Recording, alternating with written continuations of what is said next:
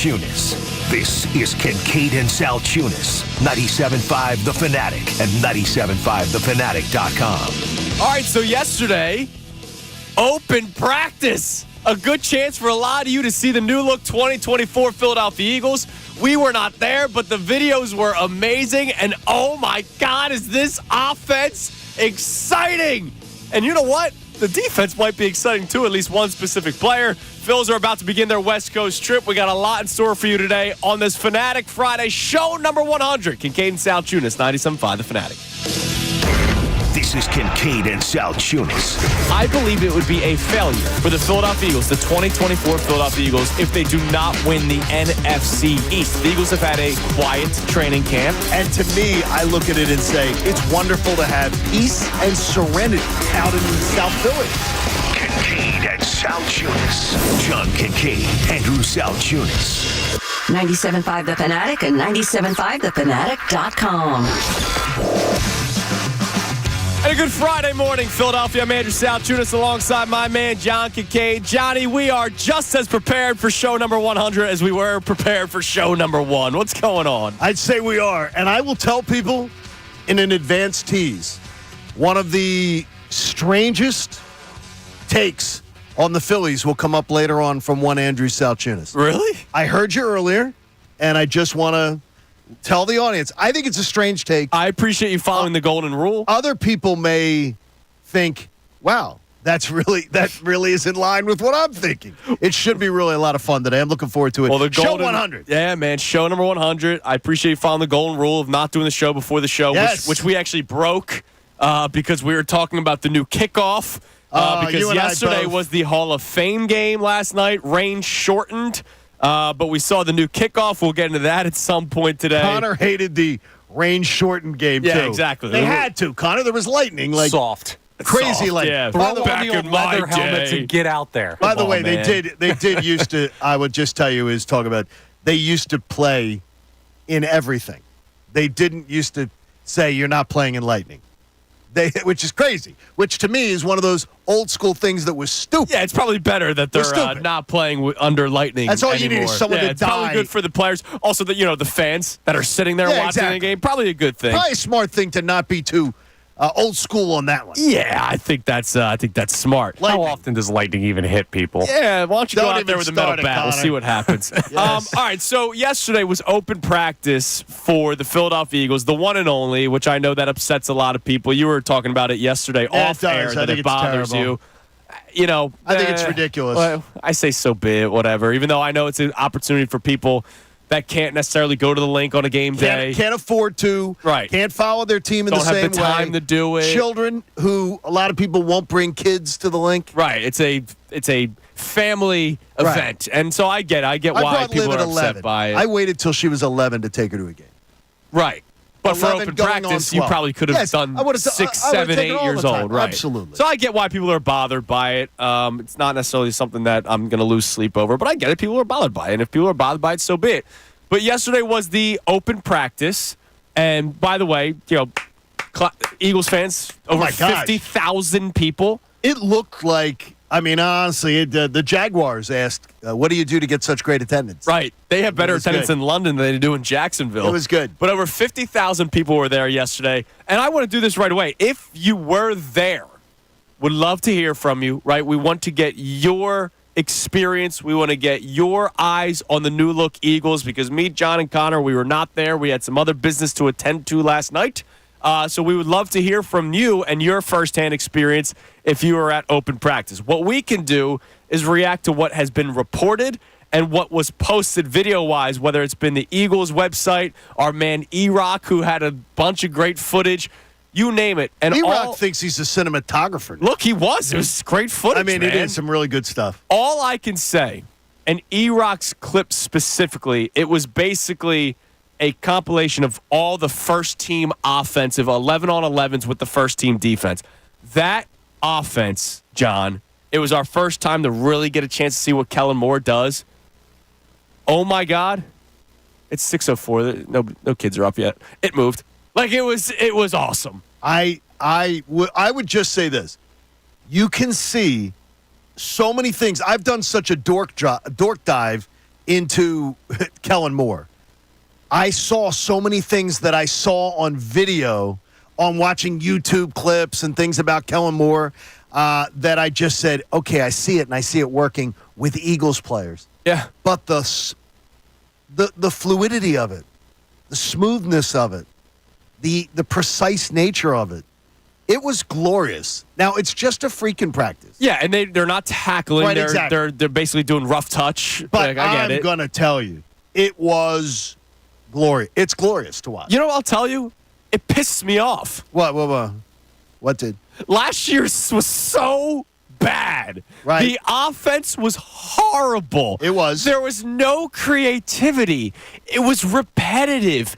It was scratching and clawing for 10 yards. They had to do 4 tush pushes a drive to get down to the opposing team's red zone. And then when they got to the red zone, they could not do anything. How many times did we see field goals or tush pushes to get into the end zone? That San Francisco game, I still believe if they're up 14-0, it might be a totally different ball game, which might mean it's a totally different season. How many times do you hear the 49ers game rip the hearts out of that team? If they're up 14-0, it's totally different. Instead, they get to the red zone, they only get 6 points twice. 1/3 of the way through that San Francisco game, it was 6-0. Yes. And the defense was cooking. They were. And Jalen Hurts took that 15-yard sack. Yep. Which he ran into himself. Yep. Took himself down, and all he had to do was be touched. That game, everything did change. I even believe 10-0 that game's different. Yeah, probably. I think because if you're a Brock guy Purdy- on defense, you're going, all right, there we go. We got our stop. Like, how many times have you probably seen a defensive player? You do, the NFL films. You watch any of that kind of stuff. The defense makes a big stop. The offense goes 3 and out, and they pan to the defense, and you see a guy put his head down. Yep. Like really? We just got that stop, and you're going to do that offensively? It weighs on people. And Brock Purdy, if you're up 10-0 on Brock Purdy, you're up 14-0 on Brock Purdy. It's a completely different game. Oh, it changes the game. He's a front runner. They are teeing off on Brock Purdy is the guy that when you're and look, he's a talented guy. You play from ahead on him, you got it. Last night, all I could think of, and my number one thing watching these clips and seeing all this was this defense is going to be able to not be behind the 8 ball often. I think this offense is going to give them a little bit of cushion at times. Yeah. So if the offense takes the ball, I know analytics tells them not to. I love taking the ball. And if they take, and by the way, when the Eagles take the ball with with Nick Sirianni, they score on every opening drive. Right. Or when the other team says, here's the ball, they score every freaking time. They score more than when they defer and they go through that. I'd love to see this offense shove it right in their face. I used to be a kick first guy back in the 04 Eagles when the defense was yeah. good. That's different. When you have a good defense, kick first. They don't have a good defense. So take the ball, go downfield, ram it down their throats, go up 7-0. Your analytics sometimes is BS. And by the way, the analytics of taking the ball to start the game or playing defense first start the game, there is no data for it again. There's no data that tells you have a ball gives you a distinctly better chance to win. Right. It does not. So just let this offense cook. And I'm telling you, get him a big chef's hat. Because Kellen Moore's cooking. Dude, it was skill. awesome to see. There's a lot of talent, too. And, a lot of talent. Including Saquon Barkley. We literally had a segment yesterday, and it carried over into a couple others, where I asked the question, have we not talked about Saquon Barkley enough? I feel like it happened. He signed. There was confusion whether, why Howie Roseman this time was willing to spend money on a running back. And we questioned that signing, whether or not they should have done that, gone with a cheaper option, which then they could have used the money elsewhere, specifically on defense. But, dude, man, when I saw him either get a handoff when Jalen Hurts was under center yesterday, or if they were, in shotgun and it was an RPO, or I saw plays where Saquon Barkley was lined up as a receiver and then moved in motion. Pre-snap motion is back, something that Nick Sirianni laughed at, scoffed at the media when it was even asked, and now it seems like it's going to happen every single play with Kellen Moore. I mean, there are so many different ways this offense can attack teams. And we said this last year, we did. Yes, we did. We said the exact same thing. But the chef, as you mentioned, the cook that is in the kitchen being Kellen Moore, and that not Brian Johnson, who's just putting like fries in the little basket and saying, "Here you go, would you like to supersize this?" No, I like fries. Like, like this is So do I. like we're now at a Michelin star restaurant. Oh, I love that. Like Kellen Moore is a Michelin star chef as opposed to last year's Brian Johnson, Nick Sirianni combination of just the fast food drive-through. I love the idea what you just said too about Saquon Barkley. And I said it before watching some of the videos of what Kellen Moore has done. Lining him up as a receiver, what do you do? What do you do as an opposing defense? I mean, are you going to put 6 guys in your defensive backfield? Right. I don't know. Like, I don't know what you're going to do because Saquon as lining up as a slot receiver is just freaking wild. It's amazing. It is wild to me. And 2, we talked about it before again. As I watched things last night, I said, there should be so many open opportunities for Dallas Goedert this year. Yeah.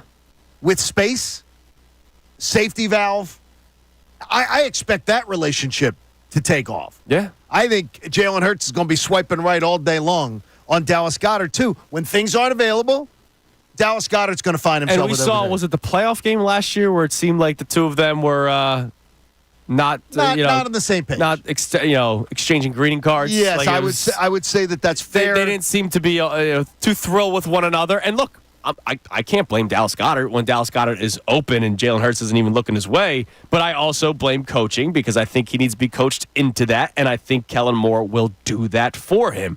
I mean, you've talked about the numbers of these quarterbacks that Kellen Moore has been the offensive coordinator for. Why can't that continue here with an embarrassment of riches at wide receiver, tight end, and running back? And there's not, and more importantly, there's no reason that an offensive coordinator shouldn't just have been. It should be a bonanza with all this talent. Absolutely. And I think last year we are just going to be saying by the middle of October, we're going to say last year was complete malpractice. Yeah, and that's why I said it pisses me off. That's why I'm glad though. But that's why I'm glad though we're turning the page because I can feel it this morning. And now we're on mic, and we talked about it a little bit backstage, but didn't talk about it here. I feel the energy from you. I feel the excitement from Connor. I feel the excitement. Like this has the potential to be a really, really special year. Yeah. Offensively. And that's why, Connor, was it a text that asked it, or did you ask it? Like, when does football season start for us? Yeah. No, I asked you yesterday. Like, normally it's not till week 1. Yes. Because the Eagles in the last couple of seasons have not practiced, right? And I know yesterday was just one open practice, but they're clearly working. Like, what I saw yesterday on footage, right, seemed smooth, seemed clean. It seemed like people knew where to be, and it wasn't just the same 3 plays that Brian Johnson and Nick Sirianni had them running. Like, they actually did all kinds of creative stuff, and I didn't see anybody miss a beat. That's 6 practices. Yeah. That is 6 practices, which tells me all the teaching that was done at OTAs, all the video work, all the book work is guys understanding the playbook. That was so efficient and so smooth. And again, another thing talking about regarding Jalen Hurts, the ball not touching the ground. Yeah, we've heard that from reporters. Because okay, what is that? When you hear that a quarterback, like even through practices, they're not throwing. He's not throwing incomplete passes. He's not doing that.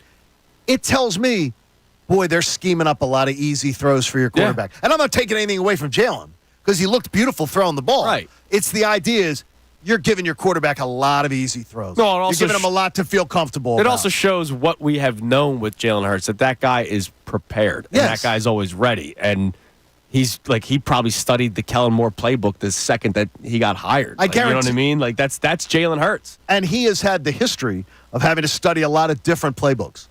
But true. One of the things that, and again, I urge people to go back and look at Dak last year before Monday Night Football when the Cowboys played the Chargers. And he did a couple interviews and a couple written interviews about talking about Kellen Moore. The guy freaking gushed about Kellen Moore. Yeah. And just saying how much he had pushback on Kellen Moore in the beginning, thinking that Kellen Moore wanted him to be in handcuffs. And then the more he got into Kellen Moore's offense, he went, yeah, he sort of does have me in handcuffs, but damn, my life is easier with him. Right, absolutely. And that excites us, and man. If Jalen Hurts feels the same way, Sky is the limit when you have this kind of talent on the offensive side of the ball. And I got to tell you, my excitement for the Birds season just has been dialed up. Yep. Has been dialed up. So if you were at open practice yesterday, we would love to get your firsthand, your eye on what the team looked like yesterday. You could text in. You could call in, 610-632-0975. Open practice is always a fun day for Eagles fans, but it's even more fun when you see an offense like that step out onto the field and show you things that you did not see last year. I absolutely love. Like, I saw one play. Like, this is, again, creativity. It didn't even work. The play didn't even work, all right? But it was creative. It was an RPO, right, where Hurts fakes the handoff to Barkley. He takes it himself, starts running to his left, realizes he's not going to beat his defender. Then he was able to option pass it to Devontae Smith, who had a receiver in front of him in case the ball came his way as a blocker. Now, it took too long to develop. It took too long to develop. And Devontae Smith, the receiver, the defender was right there. It didn't even work. But seeing that tells me, okay, they're not running the same three plays. Kellen Moore has this in the back of the playbook now. This is something that they might run. And, oh, by the way, speaking of running, Jalen Hurts looked good. Jalen Hurts looked really good. He looked good. There were some plays where he was able to do things with his legs. They ran. I saw one of the plays was a designed quarterback keeper. And again, nobody's going to try to take out the quarterback. He's wearing the red jersey, right? They're not tackling, period. But I saw him make a move on a defender. Again, the defenders are at least just trying to do two-hand touch. They couldn't even touch him. Like, he looked quick yesterday. He looked fast. He looked elusive, something that we didn't see a lot last year. You know what you're doing. And you know what I'm doing. What? We're pissing people off. Why?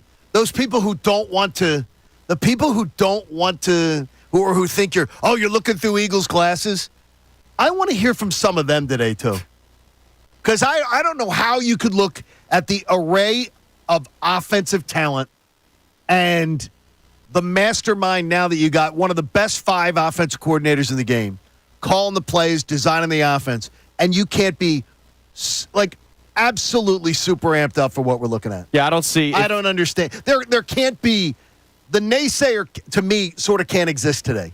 I really believe that. I don't understand where they're coming from. No, I mean, the one naysayer will be, it's just practice. Well, then that's fine. That's great. You want to look at that, then tell me when you've looked at practices before. I got to tell you. This is fun. It's exciting. This is fun. It's now, exciting. Speaking of Jalen Hurts. All right. So this was interesting. And I will say it right away. I don't value this at all. You don't value it at all. But okay. I think you do. All right. So the NFL Top 100 list is coming out. The Top 100 list voted on by the players. Yes. The players deciding amongst their peers who's the best of the best. Right. And Jalen Hurts came in at number 15. And a lot of people laugh and go, how could he be the 13th ranked quarterback among executives and scouts and coaches, but the 15th best player in the NFL? Yep. So here's my thing, and I've said this before. I believe the NFL Top 100 voting thing, I'm not going to change my tune just because Jalen Hurts is high up on the list or low, whatever you want to take it as. I believe it's a popularity contest, and I don't believe that players can actually have a real opinion on this. If their game is at 4 o'clock in the afternoon, they are on the field warming up by 1. They're not watching the 1 o'clock games. They're playing the 4 o'clock games, and odds are if they're watching the 8 o'clock game at night, it's not till the second half. So I don't believe they really can give an opinion on an opposing player unless they faced him for 1 week. And the Eagles didn't face every single team last year. I think it's awesome that Jalen Hurts came in at number 15. I just don't value it that much, but I believe you guys do. I do. So I'll let you guys have the floor. I'm going to tell you this, is that at least, and I'm only speaking from a handful of NFL players that I know have taken the time to go into this. Yeah. NFL players care about how they look in the rankings and how getting that opinion out. I don't think that they just go, yeah, I'm going to pick just guys that I like. I think that is the sports talk radio narrative that does not exist. Okay. I don't believe they're going, man, here's my buddy. I'm going to make sure that I vote for my buddy.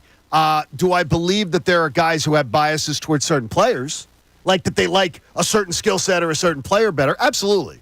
But I know a lot of guys, and maybe we'll have CBS's Jay Feely on with us at once. He's a kicker. Yeah. But Jay Feely can tell you there's guys that like take this as like a science. Okay. That they care about it.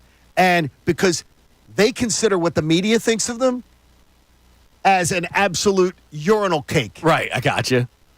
They consider the player vote to be something where you're showing props to somebody that you're a peer of. Okay. And so I found them to be that they put a lot of work into it. Now, this is not me poo-pooing it, No, in terms of I don't like he's ranked too high. By the way, you know who he's ranked ahead of? Dak Prescott, right? He came in at 16. And Brock Purdy, Joe, a couple quarterbacks. Correct. Yeah, so. Correct. I mean, I think he's. Who I also have him ranked ahead of in like my own personal belief. Bottom line, he's respected more outside of Philly than he is within Philly. So I want to get into that. That's a problem. Is he not as respected in Philadelphia as he should be? Even though I do believe he gets a major pass in this city sometimes. So I don't know. That's interesting. We're I gonna have fun don't with really this know where Jalen Hurts stands among Philadelphians. So let's dive into that as well. Your reaction to open practice. Jalen Hurts, is he respected more by his peers than Philadelphians? And coming up next, you heard us talk about Jalen Hurts. You'll hear Steve Wyche talk about him from an unbiased and a non-agenda driven side of things, because he is an NFL reporter with no ties to like the Dallas Cowboys or anything. All right, it's Kincade Salciunas, 97.5 The Fanatic. Fanatic Sports Optic.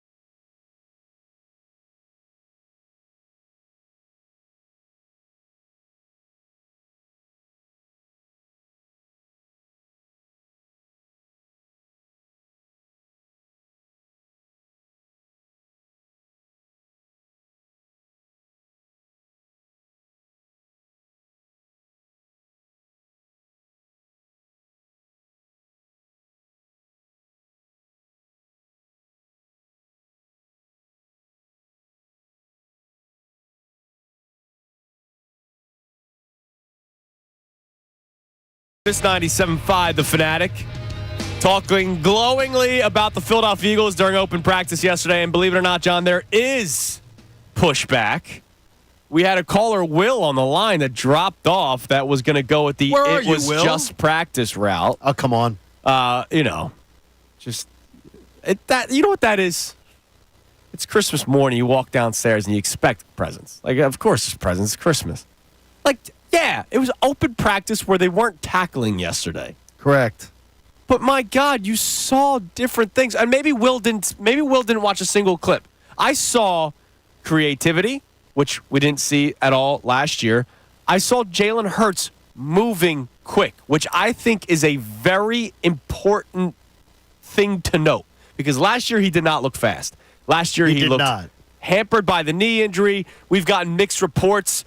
We had Jeff on Tuesday, who he believed the knee actually wasn't an issue toward the end of the season. And then we spoke with somebody else that believes it was still an issue at the end of the season. Like, there was mixed reports. I don't think... and Steve Weiss told us yesterday, injured. Right. We still haven't gotten No. from the mouth of Jalen Hurts or Nick Sirianni or anybody, what the deal was with Jalen Hurts' inability to really move quickly last year. We still haven't gotten that. Like, that's another mystery. But all I know is with my eyes, these two things on my head, that I had 20/20 vision, by the way. You do, Let me brag about that. That's impressive. I saw Jalen Hurts. It's about to go downhill, I'll tell you. Yeah, It's I know. coming soon. I saw Jalen Hurts move quicker yesterday than he did for the majority of last season, and his legs are an added weapon to not only himself, but the Eagles' offense. How about the fact is what I would ask Will, and hopefully Will's still listening, is, Will, how many times have you gone to practice or watched practice? This practice is, you have guys who, Jeff McClain, right? People Yes. will say, Jeff hates the Eagles. Oh, yeah, you hear yeah, from people yeah. all the time. Hates the Eagles. Jeff McClain, you got to, some of the coverage here, you'd be thinking, man, get these guys a lobster bib. They are absolutely frothing. They are, at what yeah. they're seeing. And you know why? Because they've seen it when it was crappy. They've seen it when it wasn't good. They've seen it when it wasn't smooth. Right. They've seen it when it didn't look efficient. These guys look so prepared and so well taught, and that's the difference between last year and this year. And to me, it's okay to not think that everything sucks in Philly sports. Yes. It is. It's okay. You're allowed to not have well, everything sucks, or I've seen this before and it's let me down. It's okay to say, you know what? This offense looks completely different. And that's the big key to me. It looks different. And it looks different than Shane Steichen's offense. Right. Completely. Which got you to a Super Bowl. I love seeing Jalen Hurts under center. And look, I don't want him under center all the time. I don't think he's going to be under center more than 25% of the time. But I love seeing it. But the fact that they can go to it. I love seeing that because it's going to confound people as to what they're doing. All right, we'll get to the text line coming up in a little bit because I know there's contention on the And text that's fine, line and that's already. fine. Okay. Yeah, We're okay with it. I'm in a Hawaiian shirt today. Like, I'm in a great mood. Like, You are. Good shirt, by the way. I'm vibing today, Listen, man. I'm not surprised by it, though. Are you guys honestly surprised by Yes. people? I am Really, a little yes. bit, Connor. And it's from what I said earlier in the week. Really? Normally, we're not supposed to be. We're the ones that people turn to and go, oh, the negative radio host. You're always trying to drum up some BS, some nonsense. Fake controversies. I And got you. I'm talking glowingly. Yeah, Have been talking glowingly of the Eagles all week long. Even Monday when we said that it would be a failure for the Eagles to not win the division. And we didn't get pushback like, wow, that's too harsh. We got pushback in terms of, well, I gotta wait and see it before. Exactly. What are we seeing with the other team in this town right now? The Philadelphia Phillies were the best team in baseball for like 3 months, and they go on a losing streak, and all of a sudden we have half this fan base saying they're dead. And you guys expect the Philadelphia Eagles, who had one of the biggest collapses we've seen in sports it is. last year, you expect guys to watch practice and all of a sudden come around on this team? I'm not saying but they're right. You know the wheel and of how it works. We get I excited understand. at the beginning of every single season. The Eagles could have a bottom 3 roster, and we would talk ourselves into something. No, right? I got you, but I'm just saying, like, I'm not remotely surprised that there are people hesitant to get in on this team because I'm watching a baseball team that did everything everyone asked, and the first step of adversity, 3/4 of the way through the season, people are out. It's just funny. I remember year 1 of Hurts as a starter, going into year 1. I had the Eagles going 6-10 because there's still 16 games. I had them going 7-9. All right? I thought that Connor, I don't know if you remember. I don't remember. All right. And I remember getting a phone call from a caller that still sticks in your in my head? brain, and it was one of your jurors last year. Really? What was Or the 2 problem? years ago. Quaz. Okay, Quaz. Oh, I love yeah. Quaz. He questioned my Eagles fandom because I thought they were going 6-10. Wait a minute, though. Quaz was one who said that year from the beginning who had said they would be a playoff team, and I said that they would not. But because It did. I disagree with him, I was a closet Cowboys fan. That's not according fair. to Quaz, which Yeah, is it's not ridiculous. fair. But I would say that, I also think what's not fair is a lot of people write off that first playoff year as, well, they played a lot of bad quarterbacks. A lot of people played a lot of bad quarterbacks. Yeah, a lot of people did. I still believe they were not going to make the playoffs if they didn't play the Giants twice with Mike Glennon and whoever the other quarterback was. And the Commanders had a COVID outbreak. Like, all this stuff happened. But whatever. That's yesteryear, right? But I remember, not being excited for that season and getting heat for it. I'm excited for this season, and it seems like I'm getting heat for it. Yeah, well, Which is weird to me. listen, it's not right or wrong. It's where this fan base is mentally with Yeah. sports in general right now. And you guys are in for a long fight if you're going to try and bring people along on practice, making up for last year's collapse. Well, I'm not saying make up for it. That's why I literally said it in the open. okay. By the way, you I can't. got you. Last night's practice pissed me off. And by the way, it's one of the things that I hate about sports when people talk about it. Like, a team loses the Super Bowl, and last year people were leading up to the Chiefs game, and they're calling into this radio station going, we need to get revenge for last year's Super Bowl. Dude, a regular season game doesn't make it in. There's nothing the Philadelphia Eagles in 2024 are going to do to make up for the 2023 season. Yeah. That thing is in the books. It's etched in stone. It's done. That collapse is going to be a stink on their resume forever.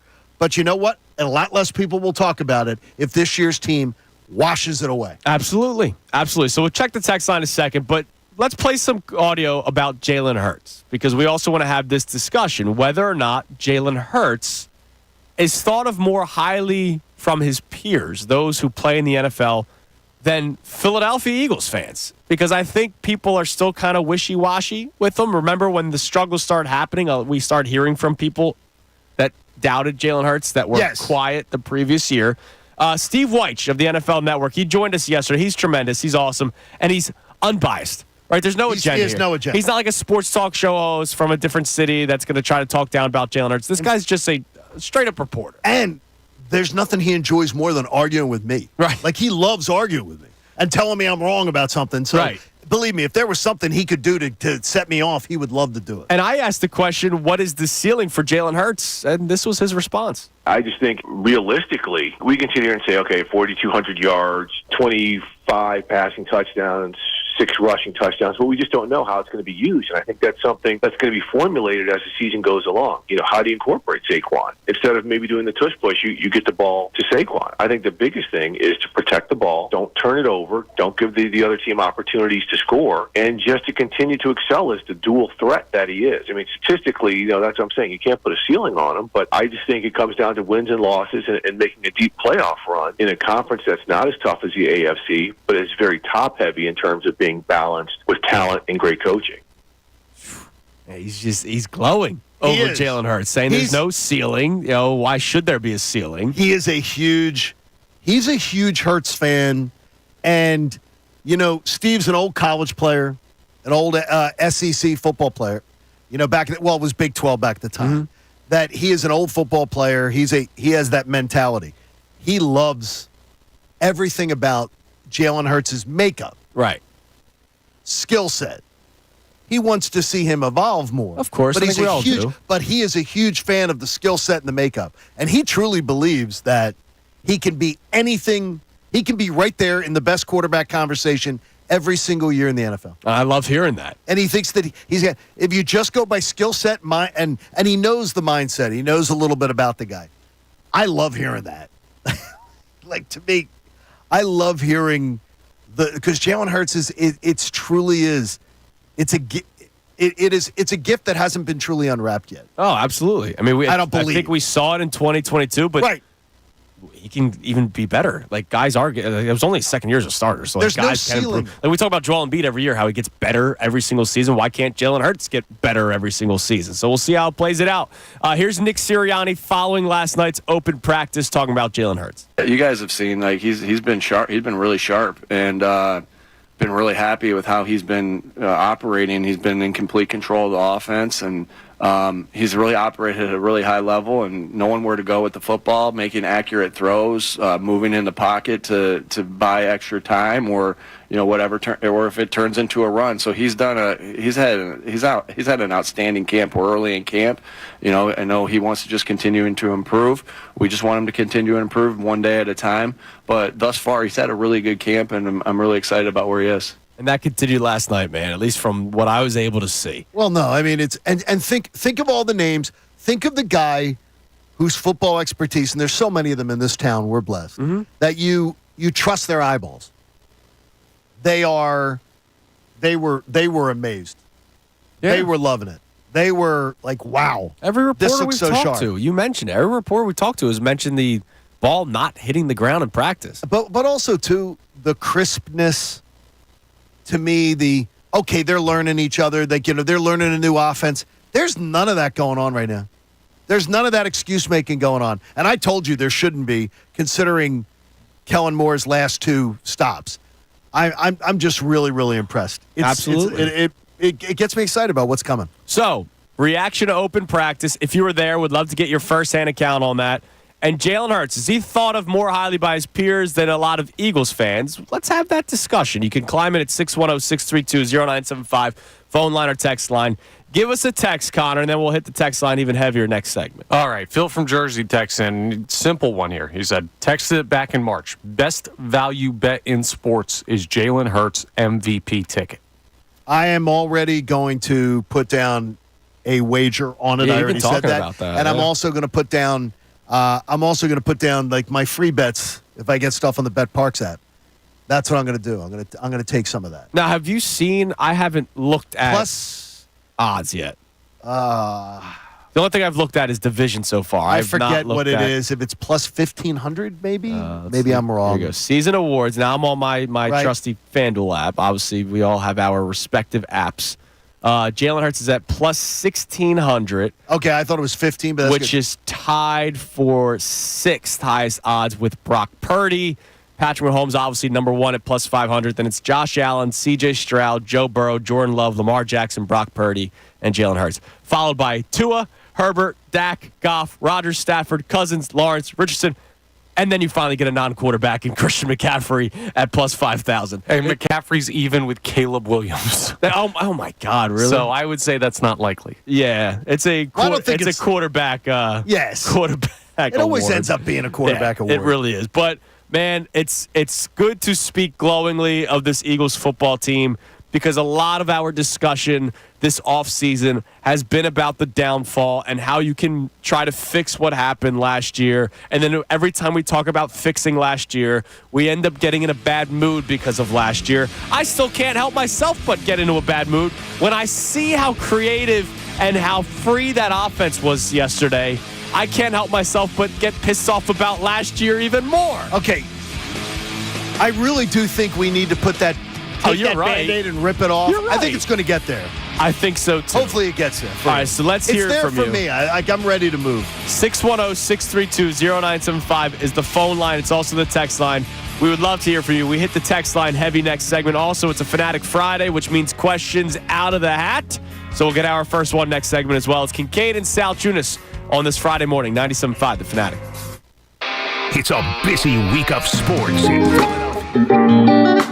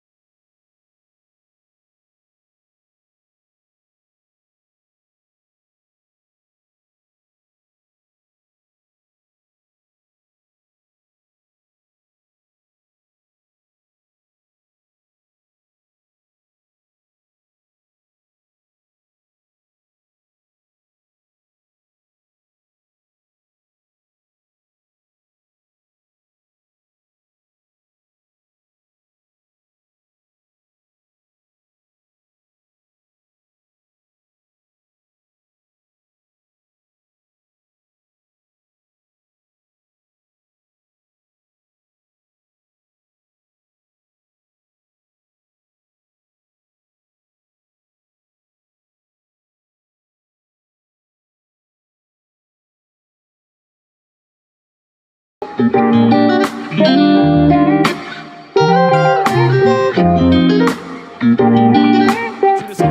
Friday show number 100, boys. We made it. We made it. Let's see if there's a 101 on Monday of next week. But we are at show number 100. I may not be here for it. We thank you all for being a part of this wild journey that has been this new morning show that started back in March. And we haven't even reached football season yet, but it's been a lot of fun. John, I thank you for allowing me to be a part of this. Yeah, I'm thrilled to have you guys. I know Connor's been a morning man in the past, but here we are, we're all together, and it's been a lot of fun. It has been. And shout out to B Gunn and Haley, who do a lot of the stuff behind the scenes as well. Haley says she doesn't even mind getting up at like 4 a.m. anymore. Yeah, which is amazing for her. That is amazing for Haley. She's not a big fan of it. B Gunn doesn't look like he's really awake till around. I don't know if he's ever awake. 5:45. He has that just the same calm demeanor. Exactly. Yeah, he does, which I appreciate. When B Gun walks in the building, I feel comfortable. I'm ready to go. There you go. Real quick before we get to the text line, I'm on the FanDuel app because I was checking to see the MVP odds. We all would take a flyer on this, right? Like we should all. I already will today. I will be at Parks Casino later today, and I will purposely buy a ticket so I can hold it. Oh yeah. Well, I was about to talk about this bet. Oh, is there another one? So there's a special on FanDuel. I wonder if your respective apps have it. You can bet because I don't think you can parlay season awards sometimes. Some apps, some sports books let you. But they have a special, the Super Bowl winner / MVP parlay, but it's the same team. So like Chiefs and Patrick Mahomes is plus 2,000. Bills and Josh Allen is plus 3,500. Eagles and Hurts is plus 5,000. Huh. $10 bet wins you $500. Interesting. Like, if we believe that the Eagles could win the Super Bowl, and if we believe that Jalen Hurts, if everything goes the way we're watching so far, MVP. That's a flyer bet right there. I already have a thing where I will, and I didn't do it when I was out in Vegas for the Flyers draft. I will always, if I think the Eagles are a playoff team, I will always place a bet for the Eagles to win the Super Bowl. And the year they did win the Super Bowl, and I was hosting a Super Bowl viewing party at the Bellagio, I was able to cash in the $3,500. Oh, that's awesome. And I was crying in line as I was so excited talking to friends, talking to family on the phone. Not necessarily for your money. It was for the Eagles winning the Super Bowl, but the money helped. But then Christina brought up a thing, and she goes, okay, well, how many times did you place that bet before? And I figured out, I'd probably place that bet around 11 times or 12 times. Yeah. So the win was really like $2,300. You still won, though. But it still won. It's still and it cashed in. That's plus money, baby. But I want paper. I want a paper of the ticket of the Eagles winning the Super Bowl. I'm going to go Hurts MVP, and that means you buy the division and you buy the NFC also. You buy the Super Bowl, buy the NFC, and buy them. Because you may cash them and not cash the big one. Absolutely. I don't do well with futures, so I'll let you guys have No, the you fun. don't? Well, I believe, but I'm bad luck. I'll buy you a beer if it hits. How about that? Hey, my guy. All right, what do we have on the text line? Connor warned us during the commercial break that people aren't feeling too good. That wasn't so much based on a text line. It's just based on what we learned from the Phillies. But we have a couple people questioning the Kellen Moore comments that you guys had earlier.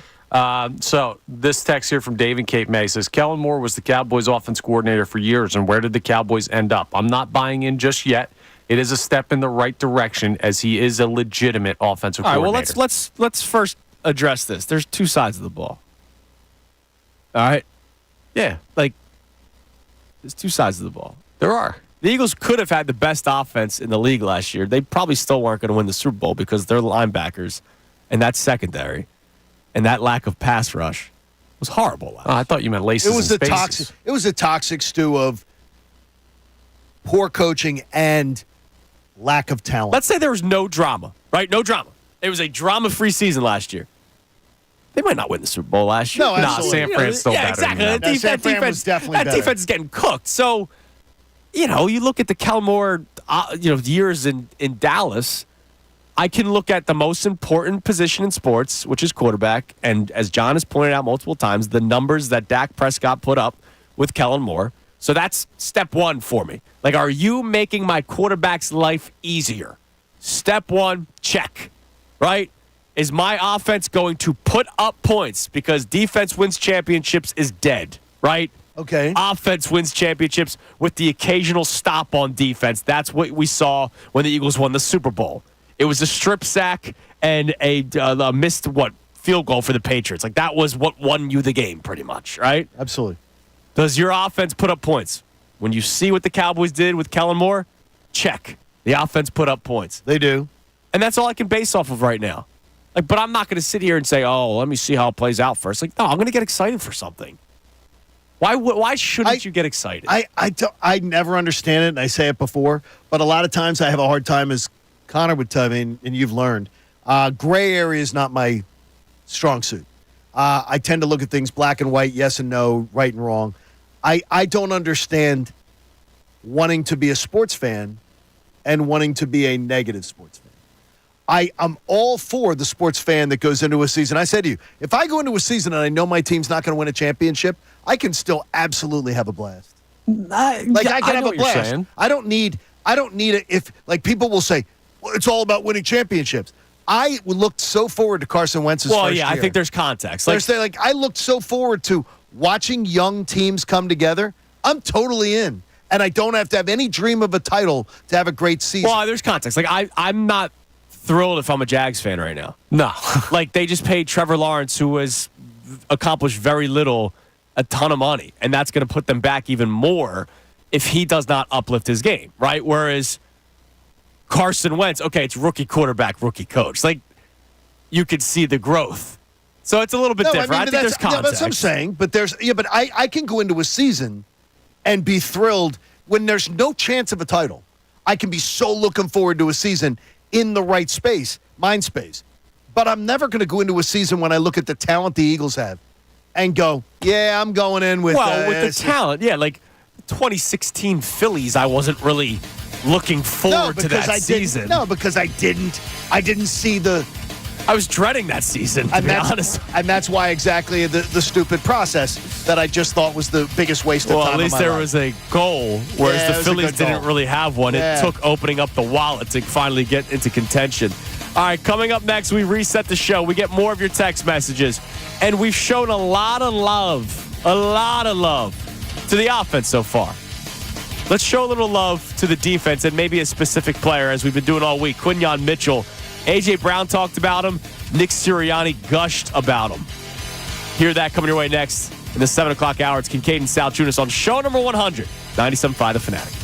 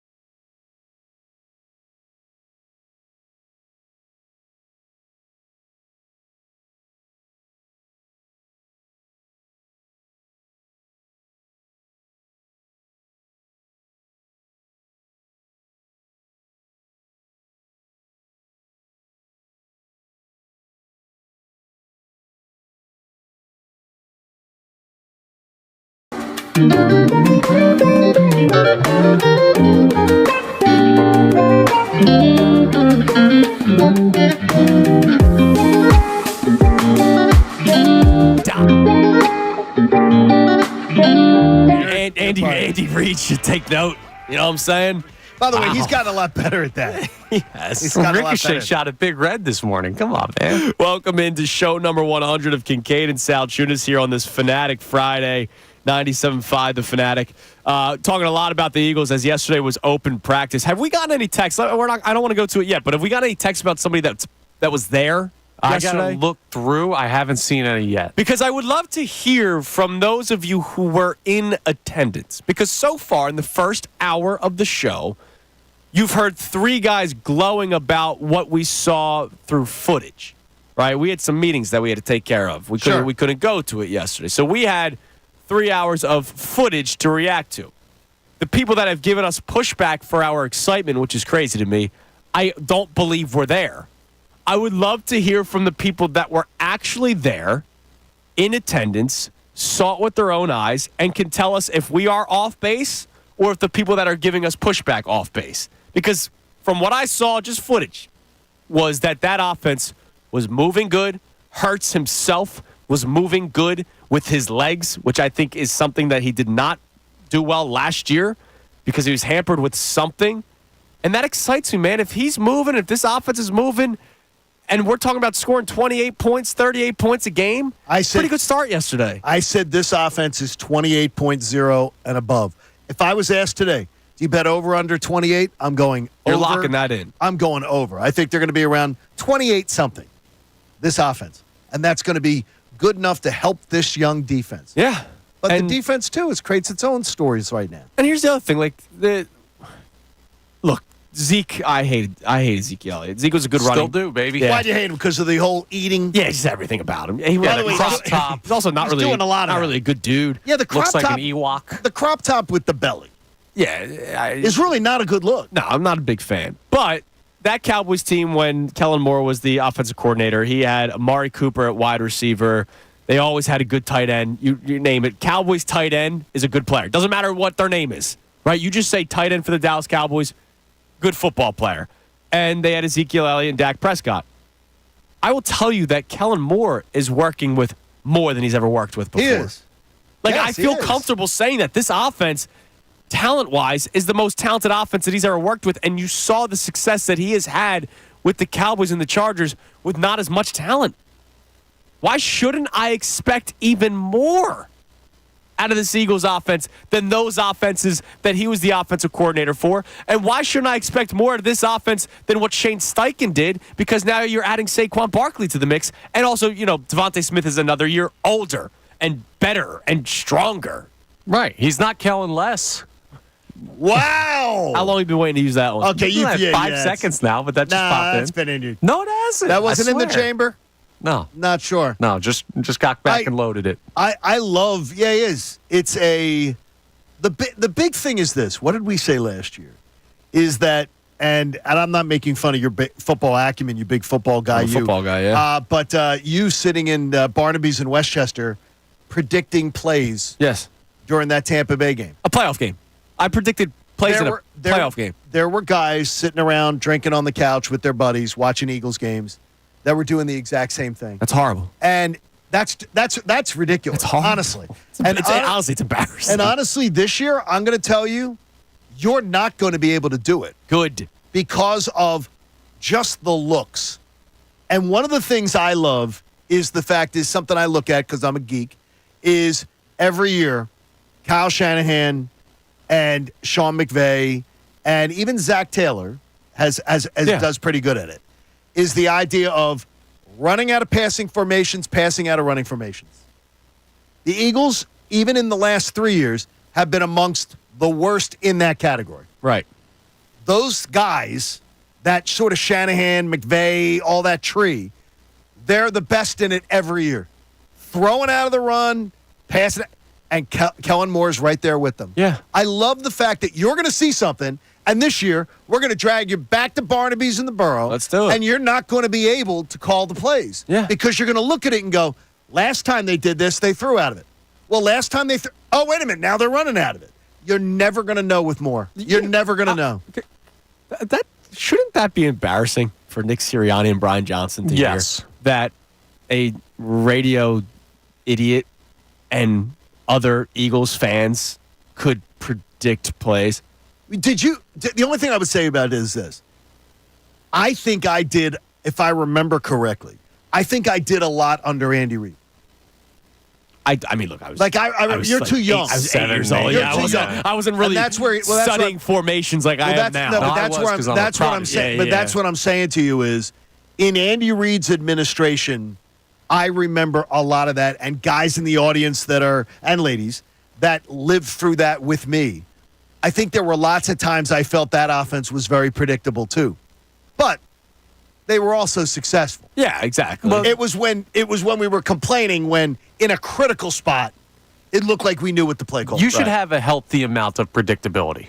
Like at any point in sports, you should have bread and butter.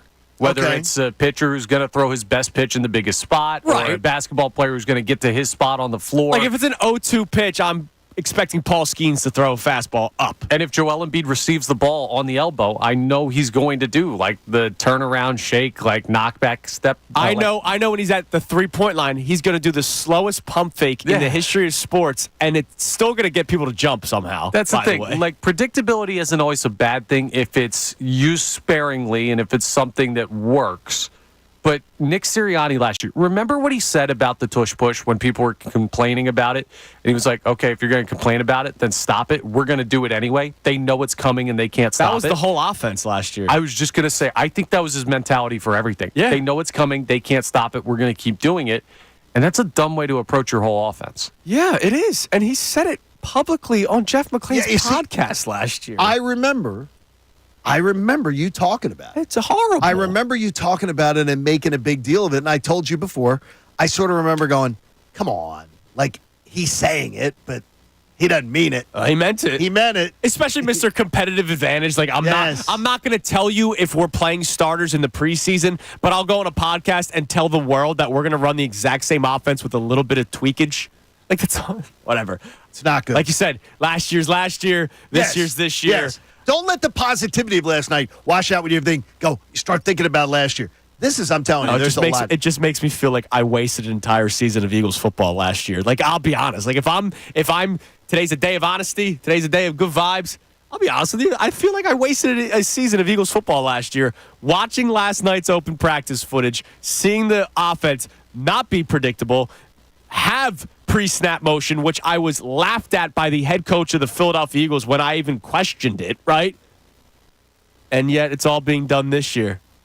And I don't expect them to have the same fall off as they did last season. Yeah, but at least it wasn't like wasting an all-time Legends final season in Eagles green. Yeah. And a 10-1 start. Yeah. Yeah, at least they didn't waste all that. All right, so we'd love to hear from you. 610-632-0975. We're going to give Quinyon Mitchell some more love in a few minutes. But what do we have on the text line, Connor?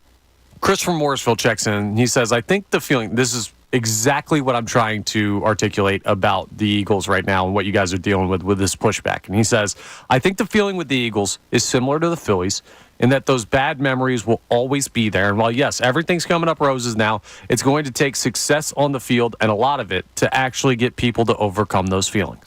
I think that person is speaking, and with all due respect, I think they're just speaking for themselves and they're speaking, but their statement, they speak for the whole fan base. I don't believe the majority of fans are like that. I really don't. I don't know. I don't think the majority. I do not believe that the majority of fans share that point of view. I think it is, well, let's put it this way. I think it's no more than split. Could I see a lot of people feeling that way? Sure. I think a lot of people go into every single season, and I feel it in August, and we're in August now. Yep. I feel it in August that we start, that girl or guy that's a 7, they start looking like an 8.5 when it's getting close to that wedding and you need a date. Everything just starts to change. I don't believe the negativity. I think it's gonna wash away from a lot of people. And maybe it's going to take watching a preseason game if the starters play. Maybe he hasn't committed, right? You guys say this, man, but like I keep going back to the Phillies and that crossover between the fan bases. Let's not pretend like Phillies fans are in one box and Eagles fans are in the other. I know, but I'll say this, and look, I think maybe people just need to hear this. Like, the Eagles have, there's a new offensive coordinator that has had success. There's a new defensive coordinator that has had success. You got a better running back. You improved on the defense. Whereas the Phillies, they ran it back. So for the Phillies fans that are concerned about the playoffs because of this recent stretch and they're seeing what happened during the playoffs happening right now through the month of July, and hopefully it ended as the calendar turned to August, I don't blame people because they're seeing the same thing from the same players. This is a different Eagles team, even though there are a lot of familiar faces. Remember we did the roster turnover? Weren't they like 8th highest in the NFL? Were. They did a lot of roster turnover. There's a big roster turnover, and the coordinators are different. And I think that's something that people need to hear. I think they ended up, I believe at the latest numbers, they ended up like 11th. Okay. Which is still, it's a good amount. top half. Yeah, right, exactly. But these type of scars, they defy logic, right? It defies logic when you have sports fandom and you go through a season like last year with the Eagles or last year at the end of the Phillies season, and you can argue logic all you want. We've done it with the baseball team for 5 months now, 4 months now, and some people are just not going to come around. So this is a fight we're going to be fighting throughout the Eagles season. Well, it also, too, is a question of how easy do you scar? Yes. Like, to me, I think I would scar far less easily than the two of you just because of age. That I've seen more before. I think I would scar. To me, it takes more to scar. Yeah. Because I've seen what's really crappy. Right. And so I go, on the crappiness scale, as a Philly sports fan, you know what? That's not as bad as I remember this time. Right. Nothing will, like, again, I've said to you, walking out of the vet, that last time was so painful in January of 2003. I'll never forget that death march out of the vet. Yeah, it's a pain that I've never felt. And it was a pain that will never leave me. And as a sports fan, it changed me forever because I said I've never, ever gone into a sports event ever again in my life where I say my team can't lose. Right. I walked into that building that day, that tailgate.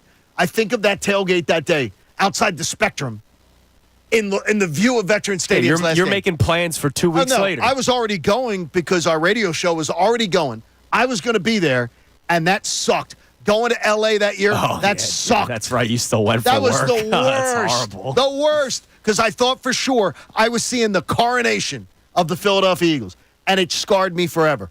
No, last season, that wasn't even a hangnail. Right, that was nothing for you. But You I know what also mean? think it's based personality of people. Like for me, I think I bounce back a lot faster from stuff, even being younger and not experiencing all the bad times. Like I'm over a season in a month, whether it's the Kawhi Leonard shot or whether it's the Eagles' first like Carson Wentz season, and you kind of expect it. I think you bounce back faster than Andrew. Yeah, well, I didn't want to call him out, but I that's think what I was thinking. I think as far as the personalities of watching you guys and knowing you guys now for 4 years, I see that. I think things. I've called you a golden retriever before, and I say that with the greatest fondness. Connor is that big golden retriever that your neighbors have, and when you see the golden retriever runs over to you, and he's just enthusiastic. I think you are a little more cerebral. Yeah. Wow. Prime example is you're patient with the start of the season. I'm not. They better hit the ground running. But if they don't, I'll be pissed. You know what's going to be so cool? Like, not only do we have a great football team, but this is also going to be a really interesting psychology experiment of sports fandom in this city and maybe this new generation. Because this is going to be a response to one of those hard times that we haven't really seen that much of. Yeah, it's a great point. Something to pay attention to. All right, we'll check the text line again, come up in a little bit. You can text the show, call the show, 610-632-0975. If you were at open practice, we would absolutely love to hear your review on it. I want to. You know what? I'm gonna try to see if E-Rock. Yeah, that'd be cool. The cinematographer. And he usually is listening in the morning. The footage because I'm great, telling you, there's some great footage. What was he shooting with? I don't know, man. We can ask him. I think a camera. A camera, yeah, it makes sense. Very good, Connor. Thank you. See, that's why he's the more cerebral one. And then our overall question of the show today is Jalen Hurts. He ranked 15th in the NFL Top 100 player poll. And is that higher than where we would put him as a Philadelphia fan base. We had him. Look, we had him. Did we come up with 8th or 7th? Like It was 7 or either 8. 7 or 8. Yeah. I think that we were 7.5. Let's Out of just say we had him. quarterbacks. Out of quarterbacks alone. I would tell you then that we wouldn't have had Jalen Hurts as a top 15 player. Yeah, probably not. Yeah, probably not. His peers say he is. His peers say he's better than Dak Prescott. His peers say he's better than Brock Purdy. His peers say he's better than. We had him ahead of those guys. Okay, no, we did. But I think that the majority of polls that you see from NFL.com and ESPN.com of writers, of analysts, do not have Jalen Hurts ahead of Dak Prescott. Right. Do not have him ahead of Brock Purdy. His peers say, hell yeah, he is. Now, not by a ton. Right. And I'm a bigger Dak Prescott fan than I probably should be. But to me, I would take what the players have to say about players 100 times more than any of us, than any writer, unless I heard a poll of coaches and GMs. Right. Well, which we And they're not kind going, of did. We sort of do. Yeah, exactly. And they had him 13. Right, exactly. All right, you can chime in 610-632-0975. That's a more limited number than the players that get to get Yes, involved. absolutely. All right, so Quinyon Mitchell Yes. is just Are we just going to call him Q? whatever you want to call him. We don't know him well enough, but this is Whatever so you want to awesome. call him. He's amazing. How about Mr. Amazing? Whatever He's you want to call him. excited. I'll go with Q over Mr. Ace- Amazing. Yes. So there's been a lot of talk about the battles between him and A.J. Brown at camp. Here's A.J. Brown talking about just that. No, that's not by design. That's me kind of picking a fight with him, trying to get him going. You know, like he says, he likes to talk trash at me, but I'm just picking a fight with him to make practice very interesting. He's not phased. He's not phased. That's really well because guys are going to talk. You know, I'm not even a talker on the field, but guys are going to talk, and you know, and he has to compete, and he has been doing a great job. I mean, that's Did the that- coolest thing. He's not even phased. Did it surprise you to hear A.J. Brown say that he doesn't talk trash on the field? Yeah, because I think he's lying. I think he's lying too. I think he's lying. I imagine him to I be literally saw him after a catch. Many times he's right. Like, He many times is jawing. like, stop lying, AJ. After a Like, touchdown, I don't think we appreciate how much trash talk goes on, like as you're Right, I lined got up and you. stuff. Maybe he's just like he's quiet until the play's over. Okay, Maybe. okay, that could be. I don't buy it. I don't buy it Whatever. either. So there's AJ Brown talking about it. Here's Nick Sirianni, different point of view. We're going to play a couple of clips from Sirianni here. This is all about Quinyon Mitchell, but we'll first talk about the Quinyon Mitchell AJ Brown competition. Yeah, that's pretty typical of wide receivers, DBs, of like kind of position themselves to take on, you know, make the matchups there. And so, you know, obviously excited. You said AJ was seeking out Quinyon. Yeah. AJ is hard to guard, and so I think he wanted Quinyon to know how hard he was to guard. No, but I think these guys, I'm really starting to see this team continuing to grow together, connect. You know, I know AJ wants to help him become a good player, and I know when AJ goes against Quinyon, because Quinyon's good in coverage, that's helping AJ become a good player as well. So AJ Brown, Quinyon Mitchell, I hope they keep on doing that throughout camp. I love hearing that. Yeah, I do too. And I think there's been a great camp so far. Now I want to play this because I think this is important because it started with Vic Fangio and it kind of continues. Where is Quinyon Mitchell going to play? Nick Sirianni gives that answer. He'll play where we need him to play and where he can play at his top level. I don't think I don't really look at it that way. I just look at, hey, we're here, we're in the season. However, we acquired every player on this team. We're going to look to do what's best for this football team. So I haven't really thought of it in that way, but Quinyon's got versatility, and that's a good thing. So that answer is he can play anywhere. Outside, in the slot. Andrew Checo told us he was up in the box the other day as if he was a linebacker. Like that. See, that surprised me when he said that. That I can't wait excites to me. see it. Because, again, all we've done this morning is obsess on the versatility and how things look different with formations and everything for the offense. We didn't even talk about that with the defense. And by the way, whenever we do talk about with the defense, it's Cooper DeJean can play anywhere. Right, and we haven't We're even finding seen out that right. Quinyon Mitchell now can. Correct. You might have two guys that you can use anywhere. That's amazing. What? Like, All right, now all of a sudden there's reason to be excited for the defense. Lastly, one more clip from Nick Sirianni talking about Quinyon Mitchell. That's a great thing because in this league you're going to be going up against really good wideouts over, week in, week out, and now he gets to see that in practice. So that's, he gets it every single day, and so he can't be phased. And it's been nice to see his mindset of going out there and just competing. I think you saw that when he was at the Senior Bowl with everything, him going against all the top competition there, that we saw that he was unfazed in those scenarios, and that's where he really was able to shine.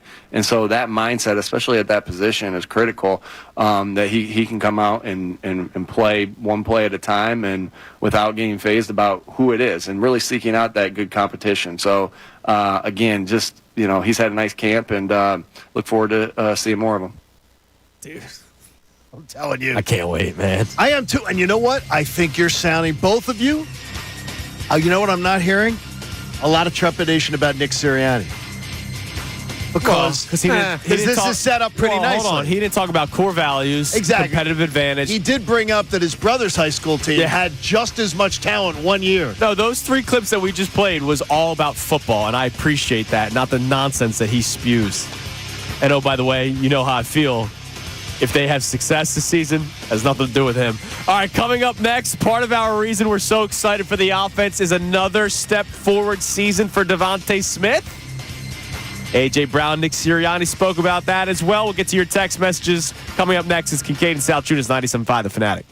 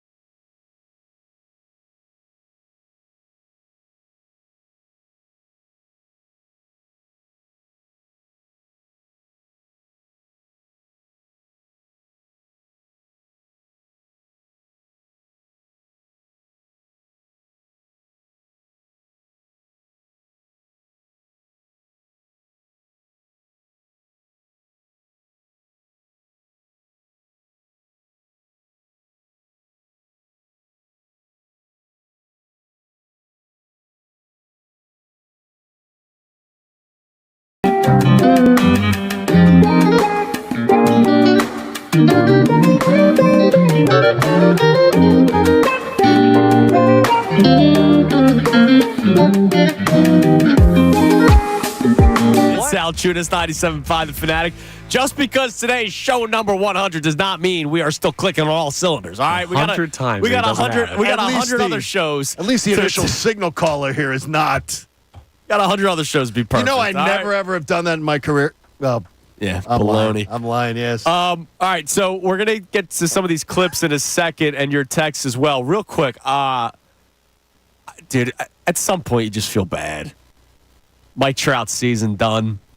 He has another meniscus tear, and his season is over. He was rehabbing in the minors, trying to get back, and he is done for the season with another meniscus tear. Take a listen to this tweet from Bob Nightingale, and then I will remind you how many years are left on the contract. Oof.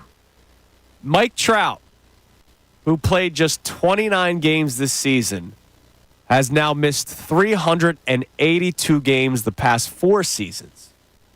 He has played a total of 1 game after the All-Star break in 3 out of the last 4 seasons. And Phillies fans will still tweet all winter. Gotta go. Is Trout available? We should go trade for Trout. I'll trade Buy for low, him for baby. He I'll grew tra- up here. I'll trade for him if it's like the number 20 prospect for just Rojas for Mike Trout, straight up. Yeah. Doing Yes, a heartbeat. yes. Yeah, Heartbeat. exactly. He still has 6 years left on that contract, dude. It's a terrible it may end up being the worst contract in the history of baseball. It might be. And, you know, at the, no. no. At the Okay, time, give me one that nobody's, give me Anthony one. Rendon? Anthony Rendon's actually still played. Yeah, they kind of wish he wasn't. He No, yeah, I understand. know. He's actually still He kind of playing. wishes he doesn't. No, he exactly. He actually doesn't want to. Pujols He has had a miserable contract for a while. for a while. Yeah, but he actually was productive too. Like Mike Trout literally doesn't play. He doesn't Yeah. play. Like a lot of Phillies fans say that Ryan Howard was his horrible contract. It got horrible because of the injury, but he at least played. Like Mike Trout quite literally does not play. No, I got you, but And like, it's a shame. Like honestly, it bums me Connor, out. it's going to be the worst contract. It's going to be the worst because he's got 6 years left. Like it's going to be the worst Like ever. we wonder. We talk about Joel Embiid's take that contract poor over luck. Tobias Harris. Yeah, it's true. We talk about Joel Embiid's poor luck, which is true. At least he comes back and plays. Yeah.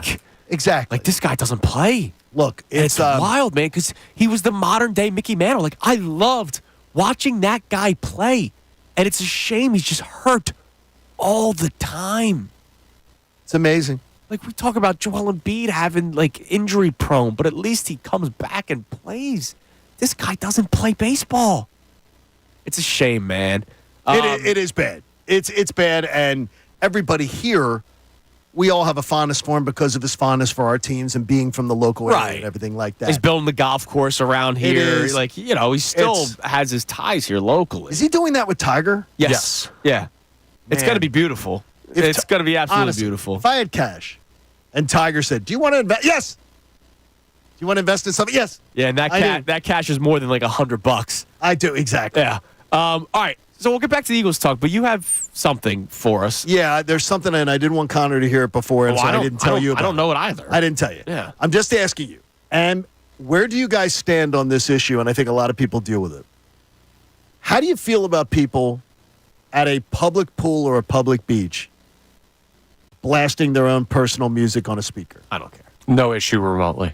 You don't have an issue. I think we've talked about this before. I Have don't we? care. You don't have an issue with it. No. Okay. Does pool and beach change for you? Nope.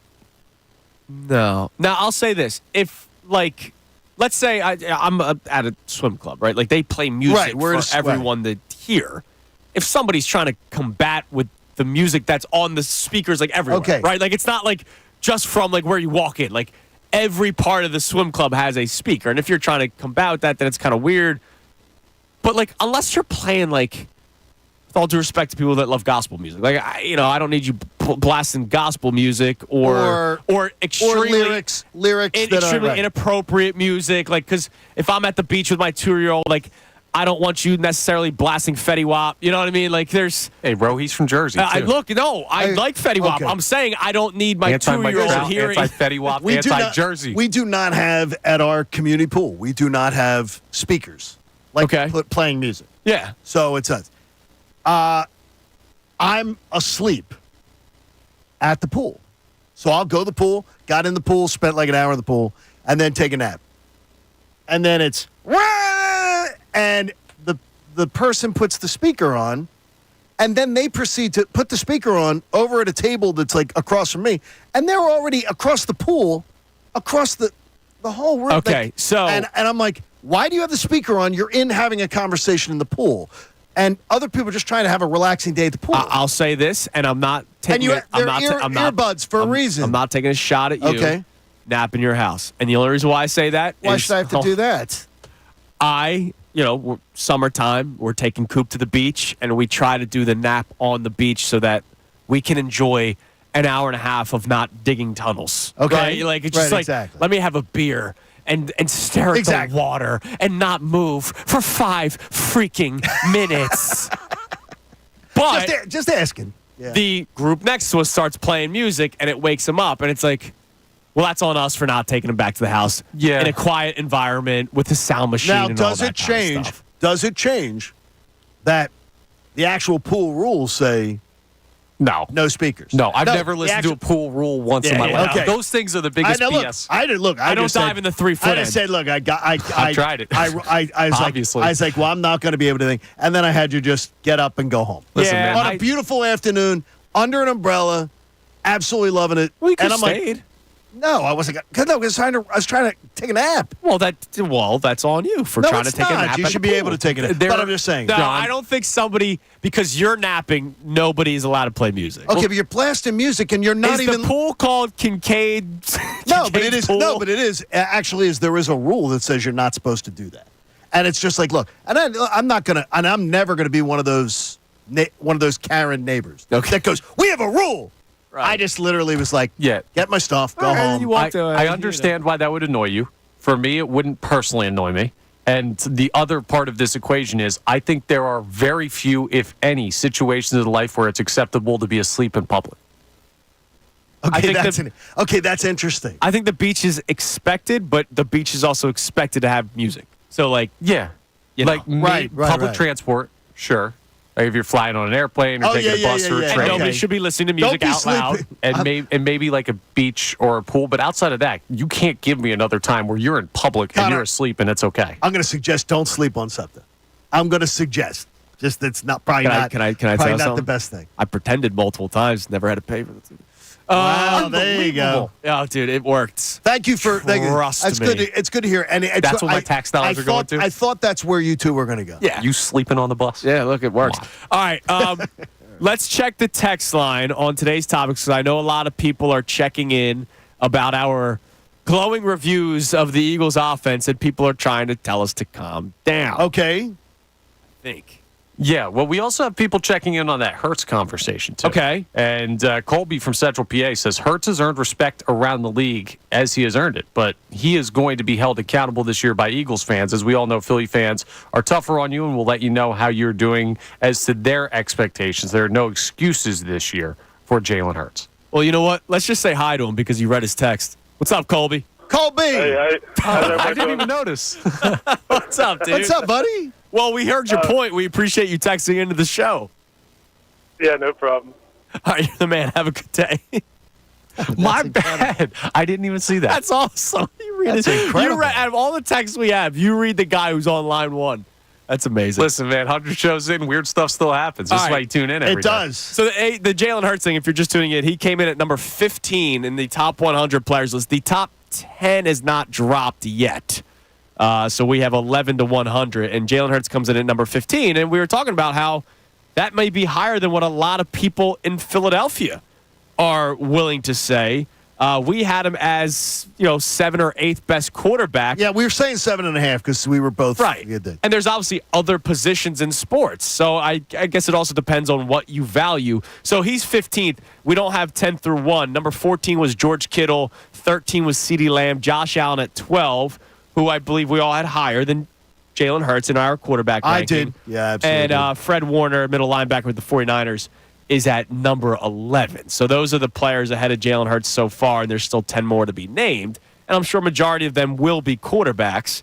But look, that's cool. I'm glad that he's thought highly from his peers. Here's the blurb that they wrote on him. Hurts falls 12 spots, actually, in the top 100 following a season plagued by turnover. So he was third last year. Correct. Which is, remember Wentz was third? Yeah, Wentz was third. And then he fell out of the top 100. Hurts falls 12 spots. The Eagles quarterback maintained his reputation as an end zone maven.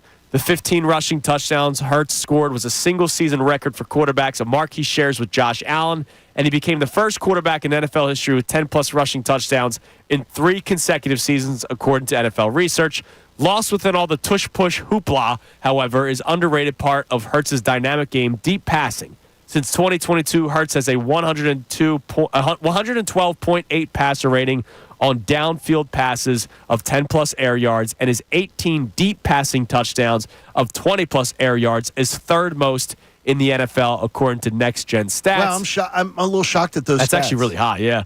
Finishing 2023 throwing for 3,858 yards, Hurts became the second quarterback in NFL history with 3,000-plus passing yards and 600-plus rushing yards in 3 consecutive seasons. So those numbers might be why he's still at 15 and didn't drop out of the top 100 like Carson Wentz did that one year. I'm telling you, it's very promising. It is. And I do think, again, I think it's crazy that the Hall of Fame, I think it's absolutely absurd that the Hall of Fame in baseball is determined by writers. It's not 1950 and we're here at the ballpark and here it's not that. Compared to the people that are already in. I would much rather have executives, coaches, players, ex-players, like an ex-player panel, vote on who goes into the Hall of Fame. They only do that over for writers. The guys that fell off the ballot.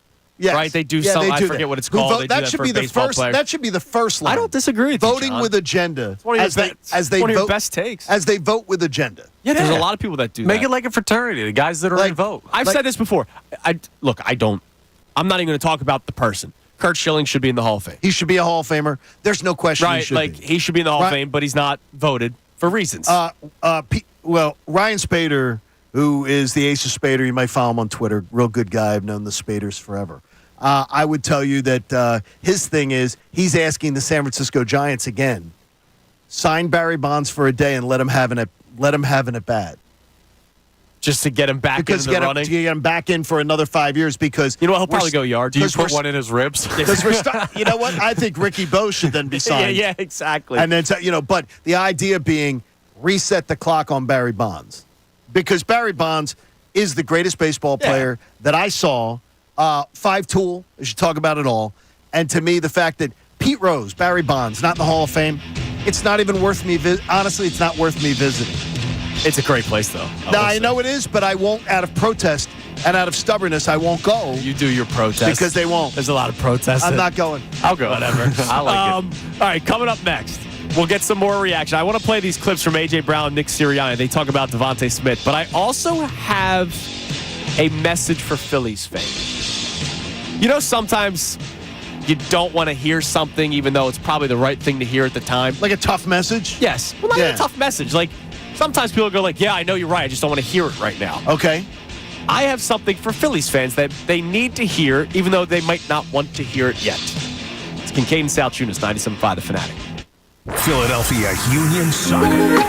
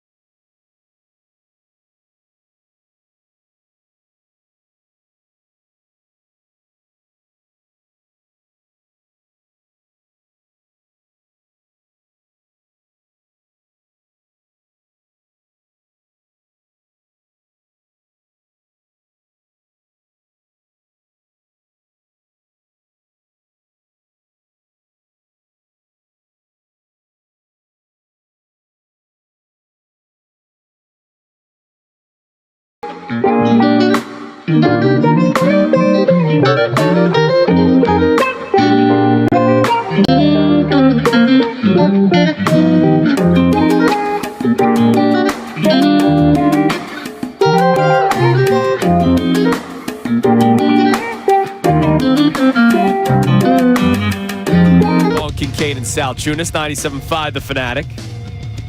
All right, get to more texts coming up. And I want to play some audio for you from A.J. Brown and Nick Sirianni about Devontae Smith. But every once in a while, you're not ready to hear something despite it being the right message. Okay. You know? Connor, you don't need another whiskey. Yeah. Yeah, it happens. Might not want to hear You've it been at told the time. that a few times. And it's probably the right it's probably the right message, right? We've all had that. Any walk of life could be deep, might not even be that deep at all. Like that's a pretty simple one. You know, why don't you put down that beer? You had enough, right? So Fox Sports put together a ranking of the MLB's best rosters post-trade deadline. The American League goes as follows: Orioles, Yankees, Astros, Mariners, Guardians, Red Sox, Twins, Royals. This is not best moves. So this Orioles number 1 in the American League. Yes, this is the rosters as a whole post-trade deadline through the rest of the season. They know the Orioles have Sir Anthony Dominguez, Greg Soto, and Craig Kimbrell in their bullpen, right? Oh, is that the roster? Well, the roster was already The good. roster of They the added. Orioles really is, as you know, and I know how much you like it. Yes. They have arguably one of the best young talent rosters in all of baseball. The National League. So they did 8 in the American League, 9 in the National League. And I know why they did 9, because number 9 is the Pittsburgh Pirates, and they're going to do anything they can to have Paul Skeens somewhere in an article. Literally, they write up Paul Skeens. Like, Paul Skeens is written in this. Sure. Like, they're going to do whatever they can. I don't blame them. They're trying to get their clicks. Number 8, the Brewers. 7, the Cardinals. 6, the Mets. 5, the D-backs. 4, the Padres. 3, the Braves. 2, the Dodgers. And at number 1, the Philadelphia Phillies. People that cover the league inside and out have the Phillies with the best roster in the National League. Mm-hmm. And I just think people need to hear that. All right? I'm not even doing an opinion. I'm not even asking your guys' thoughts. I just think people need to hear it as a nice message, even though you might not want to hear it right now because they have been horrible of late. Losing 5 straight series, getting swept by the Yankees, not playing good baseball since London, since everything. I get it. You might not want to hear it, but it is accurate. After Wednesday, read the Wednesday text, just where it says Wednesday, like 11:30. Yes. Read that text thing. I texted to a baseball executive. Read what I texted. You texted, dealing with the panicking locals is quite humorous. To which this executive says every team in the National League would love to switch places with that team. To which you responded with, don't tell the fans here that. It's ridiculous. Sky's falling. And he said, we'd all take that sky. It shows us we're just too close to it. We're just too close to it. And I don't think this is I don't think it's a Philly thing. I think this would happen in New York, Boston. Yeah, oh, absolutely. New York, Boston, Right. Chicago. It would happen anywhere. You mentioned it before. Aaron Boone was to be fired. No, they were a week ago. By the way, Aaron Boone had a 70% poll come back that he should have been fired 2 weeks ago. And now everyone thinks the Yankees are back on track and right there to compete for a World Series. It's not an us thing. No, I think it's a sports fan thing. I'll never understand it. The year the Phillies have the best record in the National League or the best record in baseball, I got to tell you, I'm just gonna lap it up and enjoy it, and I'm gonna be pissed. This streak, the last three, has not been fun. It's pissing me off. It's not been fun. But it's certainly not going to cause me to go, oh my gosh, this is horrendous. They can't do anything. The last 2 years proved they can do anything they want to do when they put their mind to it. And something I want to point out, because I say this is an unbiased, no agenda, anything. Yes. Right? They have the Phillies as the number one roster in the National League, despite the Dodgers having the highest odds to win the World Series in the National League. So Yes. It's not like they just based it off of FanDuel's odds, Parks' odds, you name it. They base it off of what they believe. Their team of people that cover baseball for Fox Sports, they have the Phillies roster number one in the National League. And that's all I wanted. I think that's a message that people needed to hear. I love it. That's all. Okay. A little jolt of positivity. Yes, that's all. Even though we have another Eagles or Phillies discussion that I'm going to bring up later on the 9 o'clock hour that made you think. I can't wait to get to that. But here's A.J. Brown, as promised, talking about another wide receiver on this football team, Devontae Smith. Nobody has been able to cover Devontae all camp. He's been having an amazing camp. I think the offense is doing a really good job. Just trying to execute. They take all players. Jay's been doing a great job as well. You know, I'm expecting Smitty to take another jump. You know, because he definitely has all the tools. And for me, sitting on the side watching him, I know how hard he works. So it just makes everybody around him better. So there's A.J. Brown talking glowingly of Devontae Smith. Remember when people tried making us pick between the two last year? It's okay that they're both on the same team and both extremely talented. We don't have to pick a side. I think it's even better when just knowing that we didn't do that topic. I think that's even better. I think that makes me smile even more. So that was A.J. Brown talking about Devontae Smith. And, oh, by the way, he might take another leap forward, Devontae. I think he's... This guy has been everything as advertised. Heisman Trophy winner, He's right? awesome. National champion in college with Alabama. And now he's exploded on the scene. He's been tremendous. He's getting better every single year. Here's Nick Sirianni talking about Devontae Smith. Devontae's in great shape. He's always seems like he's in great shape. He can run all day. Whatever his 40 speed is, his 40 speed's the same, because I know he didn't run it coming out. But it's the same. Play 1, play 10, play 15, play 30. He looks super quick. He catches everything. He actually dropped, as you guys saw, right, his first one of camp, but that's rare for him. He just catches everything. I mean, the major requirement for the position is catch the football, right? And he does that at an extremely high level. And his football IQ, seeing what's coming and how to attack a route, how to set up a defensive back. He can play the game in the slot. He can play the game on the outside. He's had a really nice camp, and he's just going to continue to get better. Can't say enough good things about Devontae and the type of player and person that he is. Dude, we're Right. blessed. We're blessed. Like, We are. I mean, you could speak to this better than we can. Like, I at least had Jackson and Macklin in younger years of my life, right? Not that that's A.J. Brown, Devontae Smith, but I at least had Jackson, Macklin. You had Nate Brown. No, we had individuals that were great. Yes. As a child, Harold Carmichael. Right, of course. As a kid, Mike Quick. You had individuals. And then Macklin and Jackson just seemed like manna in the desert. Right. Like they had, and I still think they were. I don't think they are Brown, Devontae Smith. No. Not even. I don't think that's. But at least we had a duo. Had like, I had a duo. You had a right? duo. You never had a Correct. duo. No, And never had a duo. And now all of a sudden we have A.J. Brown, Devontae Smith. And if one were to leave, you still feel comfortable about the Eagles' offense. Yep. They're not going anywhere. Now they're locked down, bro. They're locked down. The Howie Roseman did a tremendous job with their contracts. We've talked about quiet camp. There's no issues like there are in Dallas right now. And you have two of them. It's unreal, man. All right, 8 o'clock hour coming our way next on this Fanatic Friday. We have today's headlines with Connor Thomas and a lot more fun in store for you. I will just leave it at that.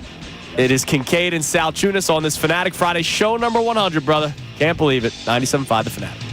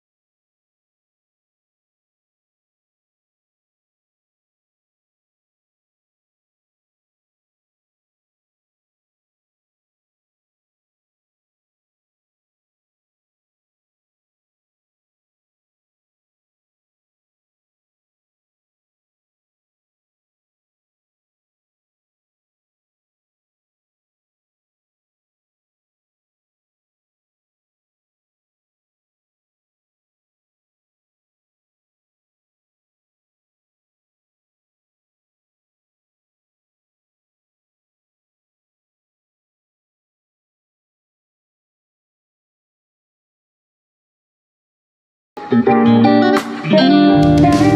is 7:59 on Kincade and Salciunas, 97.5 The Fanatic, on show number 100 on a Fanatic Friday.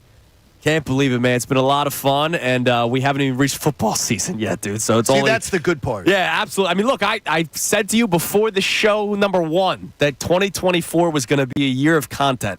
No matter how the Sixers season played out, we knew that they had all the cap space during the offseason. We knew that the Phillies would be good, and they were good right from the jump. And, of course, the Eagles' collapse would lead to content. But we also knew that they would still be good this year. Plus, like, they weren't going to spiral out of control to the point where they were going to be a 3-win team this season. Plus the fact, too, we've gotten the Sixers were a gift that kept on giving this offseason, having one guy under contract. Yeah. And having to build an entire roster. Things have been really, really fun, and we appreciate everybody who's been along with the ride. Yeah, absolutely. We appreciate everybody who's texted in, watched on YouTube, you name it. So let's check the text line. We have today's headlines with Connor Thomas coming up at 8:05, and we got something really, really special that we're going to get to coming up at 8:10. But here are our topics today. Open conversation about open practice. And again, we'd still love to hear from you if you were at open practice yesterday. But we watched footage of that offense just moving yesterday. I know there's no tackling going on, and usually I don't make too much of training camp. If you've ever listened to me over my many years here at the station, I poo-poo training camp normally because the Eagles have done that to me. Like, the Eagles have ignored training camp. The big talking points with Chip Kelly's training camps was the music that they were playing and the smoothies that they were drinking, right? Like, that was the talking point of training camp with Chip Kelly. We were just excited to see the action on the field.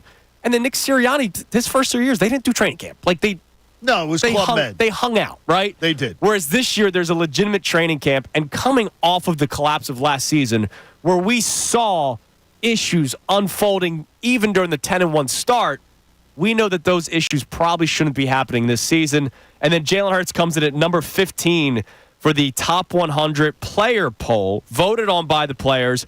What do you take out of that? I don't take much from it, but you guys do, and that's cool. Connor and I think more of it than you do, as far as, because to me, hearing the opinion of players is always going to mean more to me than hearing the opinion of writers, talk show hosts, or otherwise. Yeah, I agree, but like a player for the Bengals who didn't see Jalen Hurts last year. I think on this, I got to tell you, I think you're off base on this. Okay. Well, they're not watching every snap of Jalen Hurts. Right. But players in some might not watch a single. But players in the NFL, they are fans of the sport, and they love. I mean, Sunday Night Football.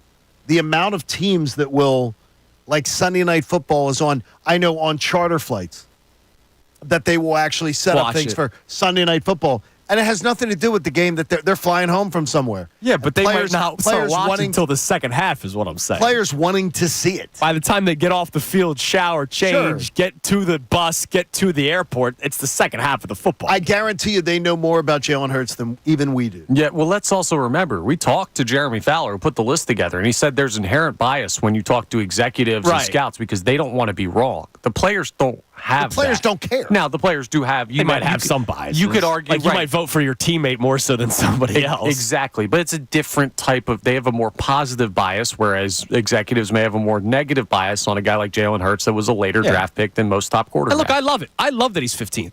Don't take this as like I don't like it or I think he's in a wrong spot. I just don't value this list. I never have. Are you shocked? I never have valued this. Are you shocked he's ahead of Dak Prescott? No, because Did you think his peers were going to vote him ahead of Dak Prescott? No, because I think people feel a certain type of way about Dak. What about Brock Purdy? Everybody knows that Brock was, 20-something? Yeah, I mean, like, are you shocked that his peers think that Jalen Hurts is – it's not distinct, but when you're talking about the top 25 players, 22, was it, Brock Purdy? I think 28. something like that. 28. I'm surprised Purdy is as high as he is. I'm surprised Purdy is as low as he is. But there might be some guys that say, oh, that guy just wins. Exactly. And what is the main thing's the main thing. Or Jalen Hurts will tell us, and that's winning. Or we call him a loser because he's a late round draft, like he's Mr. Irrelevant, and we think the offense is so good, but players that play against him are like, yo, this guy does some stuff, and we don't see it. I So, think what is taken away from Purdy is the Super Bowl when he needed to make some big plays, the NFC title game the year before when he needed to make some plays before he got hurt. I think is sort of taken away from some of that. Could be. He's a front-running quarter in my mind, and I'm not saying this as a detriment, like a huge takeaway from him. But he is a guy playing from the lead that is lethal. Oh, yeah, we talked about it. If the Eagles are up 14-0, when they drive downfield twice and they don't get 2 field goals, they would have been in the Super Bowl. I don't think, honestly, I don't think that, well, first off, I don't think the tailspin ever happens. If they win the San Fran game, I think they win the Seattle game, and I don't think they lose to the Cardinals and the Giants yeah. to end out the season. Maybe. I think they would have done whatever it took. I think mentally that team was completely fried after that San Fran game. And I can tell you, walking out of that game, I was completely fried. I think a lot of people were. All right, give us one text before we get to headlines, Connor. All right, you guys need to just clarify this. I know your reaction to this text, just giving you a chance to make your point here. Tim from Sewell checks in. Hello, Tim. He says, That's my hometown. Yeah. He says, John and Andrew, for the love of God, let go of last season. Spare yourselves.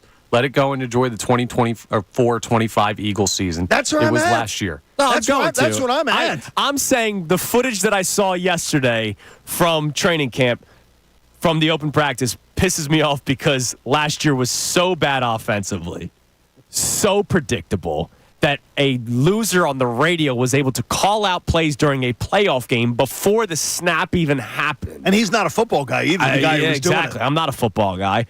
I watch these plays unfold ahead of time in my own eyes, and I go, damn, they wasted a tremendous season because the talent that you have here, you had last year, at least on offense, with the addition of Saquon Barkley. So that's to clarify, that's why I still get hung up on last year sometimes. And I am all for it. So I think it was a wasted season. I'm like, turn the damn page. We're all on the same page with that, I believe. All right, Yes. It's time now for today's headlines with Connor Thomas. Today's headlines with Connor Thomas. What up, Connor? What's good, boys? We got a very interesting Olympic moment yesterday. I'm not sure if you guys saw this yet, but the Eagles, and Jason Kelce specifically, made it to the international stage. Now, this is not just Kelce running around with his hat with all the pins in it, enjoying his time at the Olympics. No, we had an Olympic rower for the United States of America break a drought that has existed since the 60s by winning gold for the United States of America. Oh, the local guy. Yes. He went to Drexel. Yes, he did. Yes. His name's Justin Best, and he was the best in the Olympics, and he credits that to Jason Kelce's speech. Take a listen. We watched it the other day. I was there in front of the museum, and I had my girlfriend on my shoulder when he was giving that speech, and I'm just like, I'm excited. So all these years later, bringing that mentality, I wish I had a dog mask because I'd put that on. So that's awesome. Go Birds. Let's go, baby. That's USA. so cool. Say it, Justin. Go Birds. Hungry dogs. That's awesome. Incredible, That's right? awesome, man. Because, look, I laugh at the people that still bring out the dog mask 5 years later, 6 years later. This guy's a freaking Olympian. He's a gold medalist. No, he's a champion If he uses it as motivation, then screw it, dude. Go for it. That's awesome. And it's such a cool thing that still resonates with people, honestly. And you don't really think about how it affects this next generation of Olympians. They were probably kids when the Eagles won the Super Bowl. absolutely. So it's pretty cool. Something happened with the Phillies. We haven't really talked about it. Now, some people like it, some people don't. Some people are indifferent. But the Phillies are going to go with the jersey patch now. They're going to have the Independence Blue Cross jersey patch. Do you guys care about the advertiser jersey patches? Do you look at it as it depends on the way they do it? What are your thoughts on this? All right, here's it's the exact same way as the universal DH. I don't like it, but it was inevitable. So Yeah, you can't. Once one sport started, well, soccer had always been doing it, but once one main sport in the United States started doing it, it's going to happen. Here's what I don't like. And I love our folks at Blue Cross. The patch is bigger than the Phillies logo on the hat. Okay. It is a large patch. It's a big patch. It's a large patch, and to me, that part of it annoys me a little bit. But as Andrew says, it's inevitable. Yeah, you knew it was coming. And if I was a sports team owner, I'd be maximizing revenues too. So Yeah, it's just a patch. It's not it's not anything oh my God, sanctity of the game. No, right? The soccer jerseys all over them, but it's just a patch. Right. I think that's appropriate reaction. I remember people freaked out when the NBA started doing it. It's so small, you forget. You don't even notice. Forget that it's there. I think it would look weird in a football jersey. I think it would look weird, and I'm going to be shocked if the NFL goes to it. Well, they kind of are just their own standalone entity more than any other major sport right now that they don't really need to. But maybe at some point in the future, I did see a tweet. I would love to give credit to whoever it is, but I don't remember. But they said Nick Castellanos' patch comes with a little shock button underneath when he swings at a low and away That slider. would be good. They need that. By the way, you might need that. You know what? We need to drop the Castellanos jokes, too. Let's put it on Stott, Marsh, Rojas, Yeah, there's a lot and of a guys bunch of that other need it. players because Castellanos has done a hell of a lot more than a bunch of them. All right, what's next, Connor? Last one here. We've got our question from the hat since it is a summer Friday. Nice. Oh, this is a good All one. right, it's a good one. The time you got in trouble most with your parents, Andrew and John. What's the time you got in trouble most with your parents growing up? My parents were sticklers of the 11 p.m. curfew. I came home at 2:30 in the morning. Just missed it. When I drove into the cul-de-sac and the lights were on in the house, I knew that was. You knew you were in trouble? I knew that was not going to be good. Oh, you're a cul-de-sac kid, are you? And I walked in the door, and Mom and Dad were sitting at the table right at the entryway. And that kind of sucked. But I was with the girl that I'm now married to, so I guess that was kind of cool. I cheated in Easy Ed Carey's, Mr. Carey, rest in peace. Easy Ed Carey's world cultures or world history in the third quarter of the year in a test where I'd gotten a 99 in the first semester. You cheated in a class you had a 99 in? That's weird. I cheated because I didn't study. I taped. I didn't tape. I pinned answers inside my tie and got caught by Mr. Carey. The answer And inside my your tie. mom was like, "You." I will tell you, she used a colorful term. Nice. She goes, "What are you, an A something?" And I said, "Yeah, probably." And I got in trouble for that. Now, he did have a policy that you could drop your lowest test score, and I imposed it. Oh, that's And ridiculous. he said, You're a loser. "Are you really going to do that?" You're weird. He dude. says, "Are you really going to do that? Do you think you're learning a lesson?" And I said, "Yeah, I'm really going to do it." And my mom was more angry that I did Nice. that I took the 0 away. God, I got to kind of respect it. I do respect it, actually. All right, Yeah. boys, good answers. All right. There you go. I asked, can we have another person answer that question? I mean, yeah, I'm good on it. I don't want to tell the my time parents he got being in mad trouble at me. with his parents. Hey, Mike Missanelli, What? what's the What'd you just most say? you ever got in trouble with your parents? Am I on? What Hi, did you Michael. just say? Is this thing on? What did you just say? Wait, the last Mike- time I got in trouble with my parents? No, the most. The most Ever trouble in your with your life. parents Oh. ever. No, I was a good kid.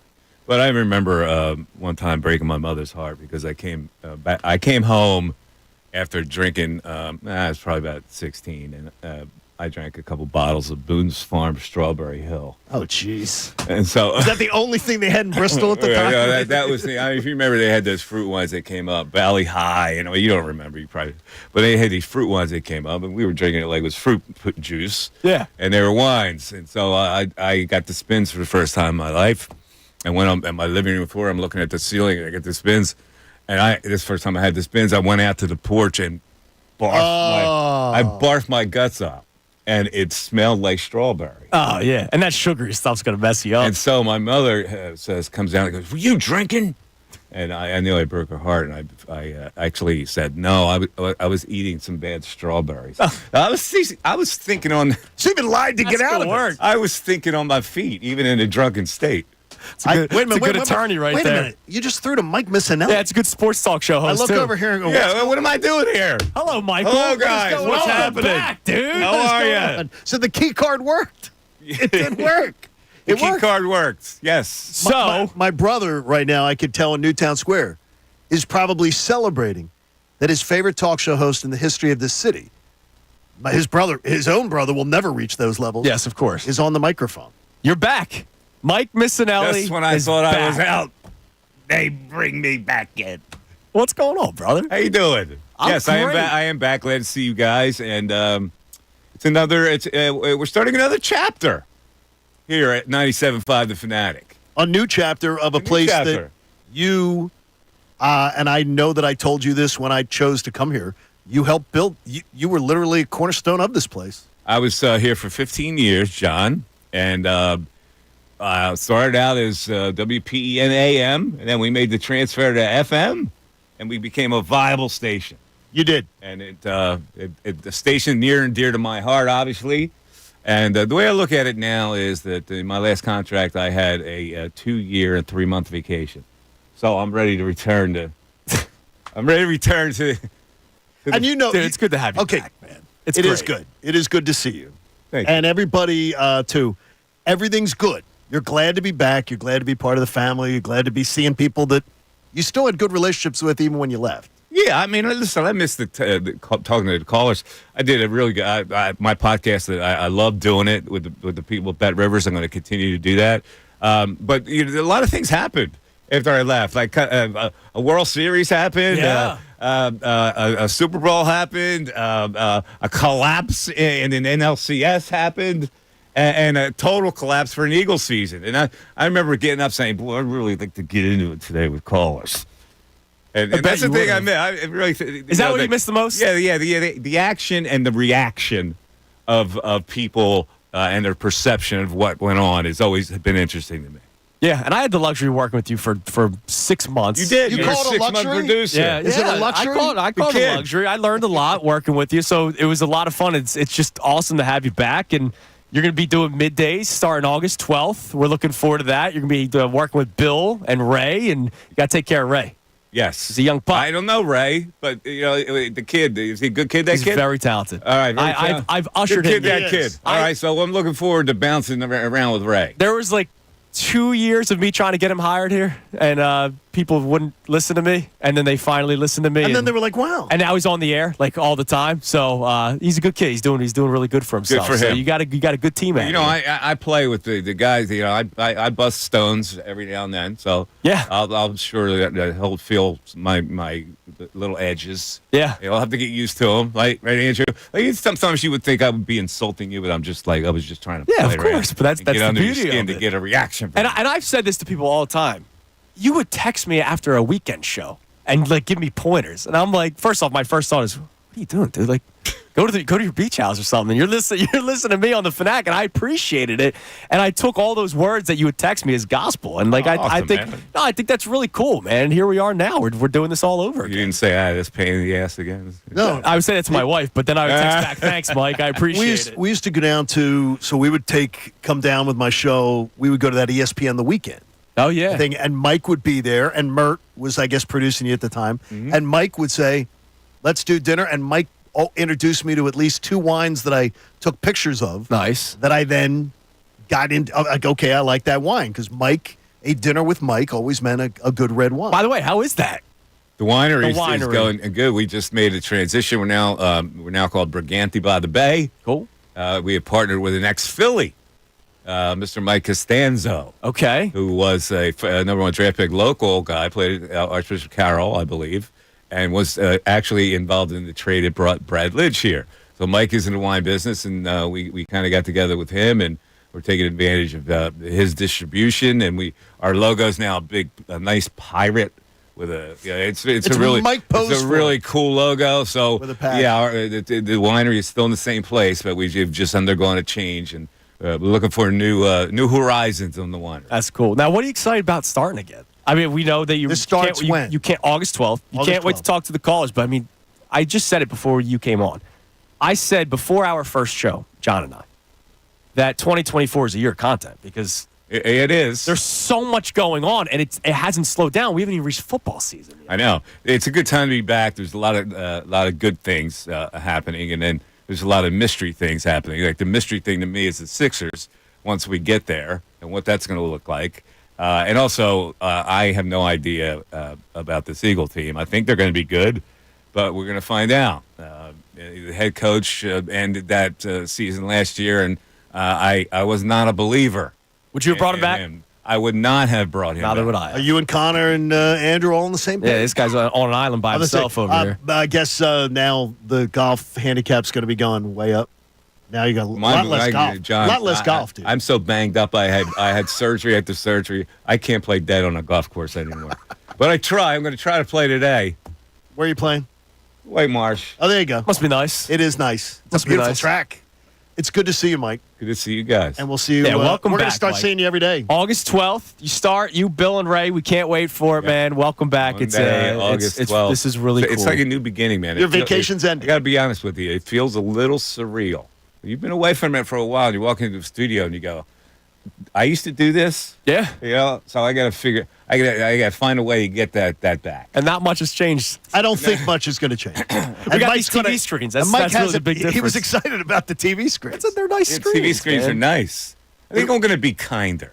What? Yeah. I think you'll see. I think you'll find a kinder mic.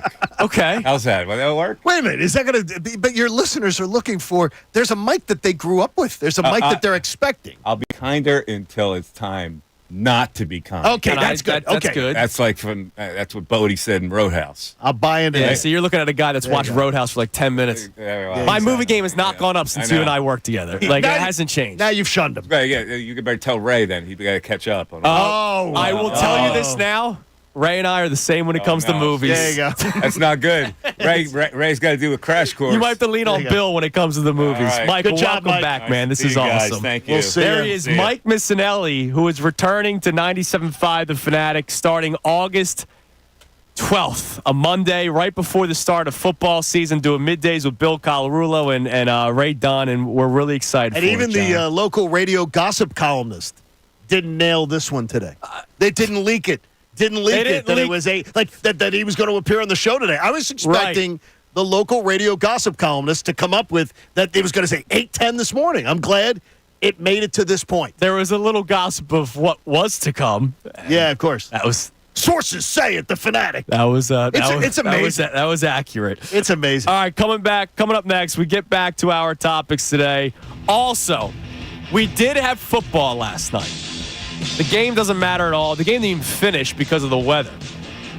But the one thing we were looking for was the new look NFL Kickoff.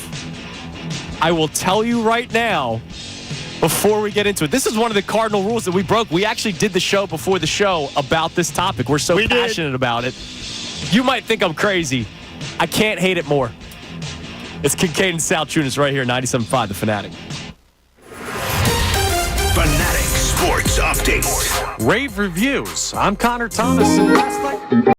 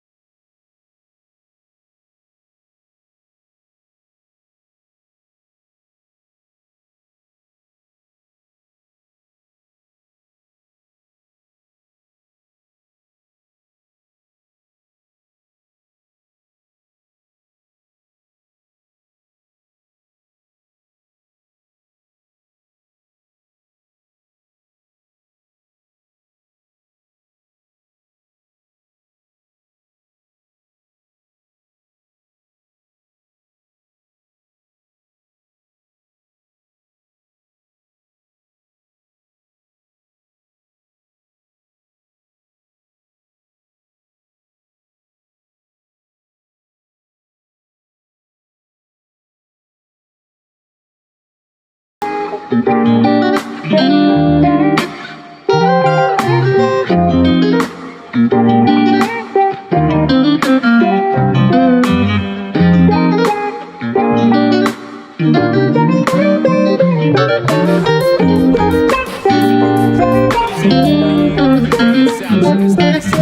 Fanatic on this Fanatic Friday. Show number 100, brother.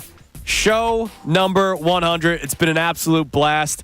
And what an honor that we were able to welcome back Mike Missanelli this past segment. If you missed it, Mike Missanelli was just on with us last segment. He is back. It is all over the news already. He will be beginning his show starting August 12th, and he's going to be hosting Middays with Bill Colarulo and Ray Dunn. The gossip columnists didn't break it, though.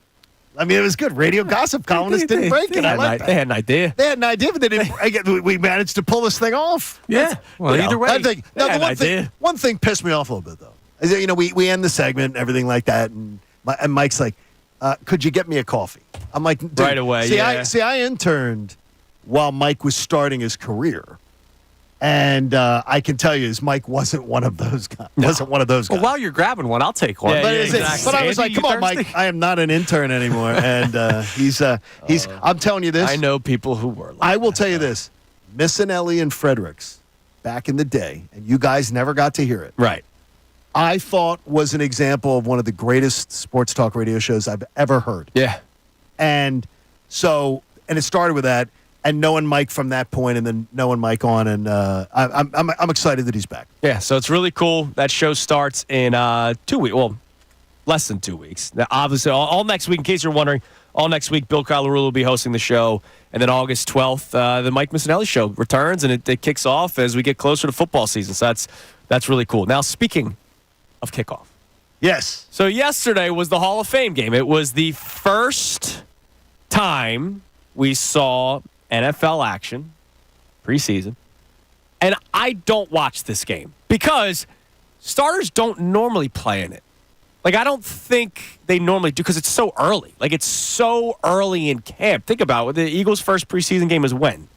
The first preseason is on Friday. I mean, Saturday of next week. Saturday of next week. No, it's Friday of next week. I'm sorry. All right, Friday. So still another 7 days. Yes, right? exactly. So this is so early in camp that It's a lot the of ninth. times starters aren't playing, for both teams. But I wanted to check something out yesterday. The new kickoff. Yes. So if you forgot, they implemented a new kickoff. They They are doing what the XFL did, where the kicker lines up somewhere around, your own 30, but the gunners are on the opposing team's 30 or the opposing team's 40, something Right, like that. They're not lined up with the kicker anymore. And they are not allowed to storm the kick returner until the returner catches the football. That's when the movement may begin.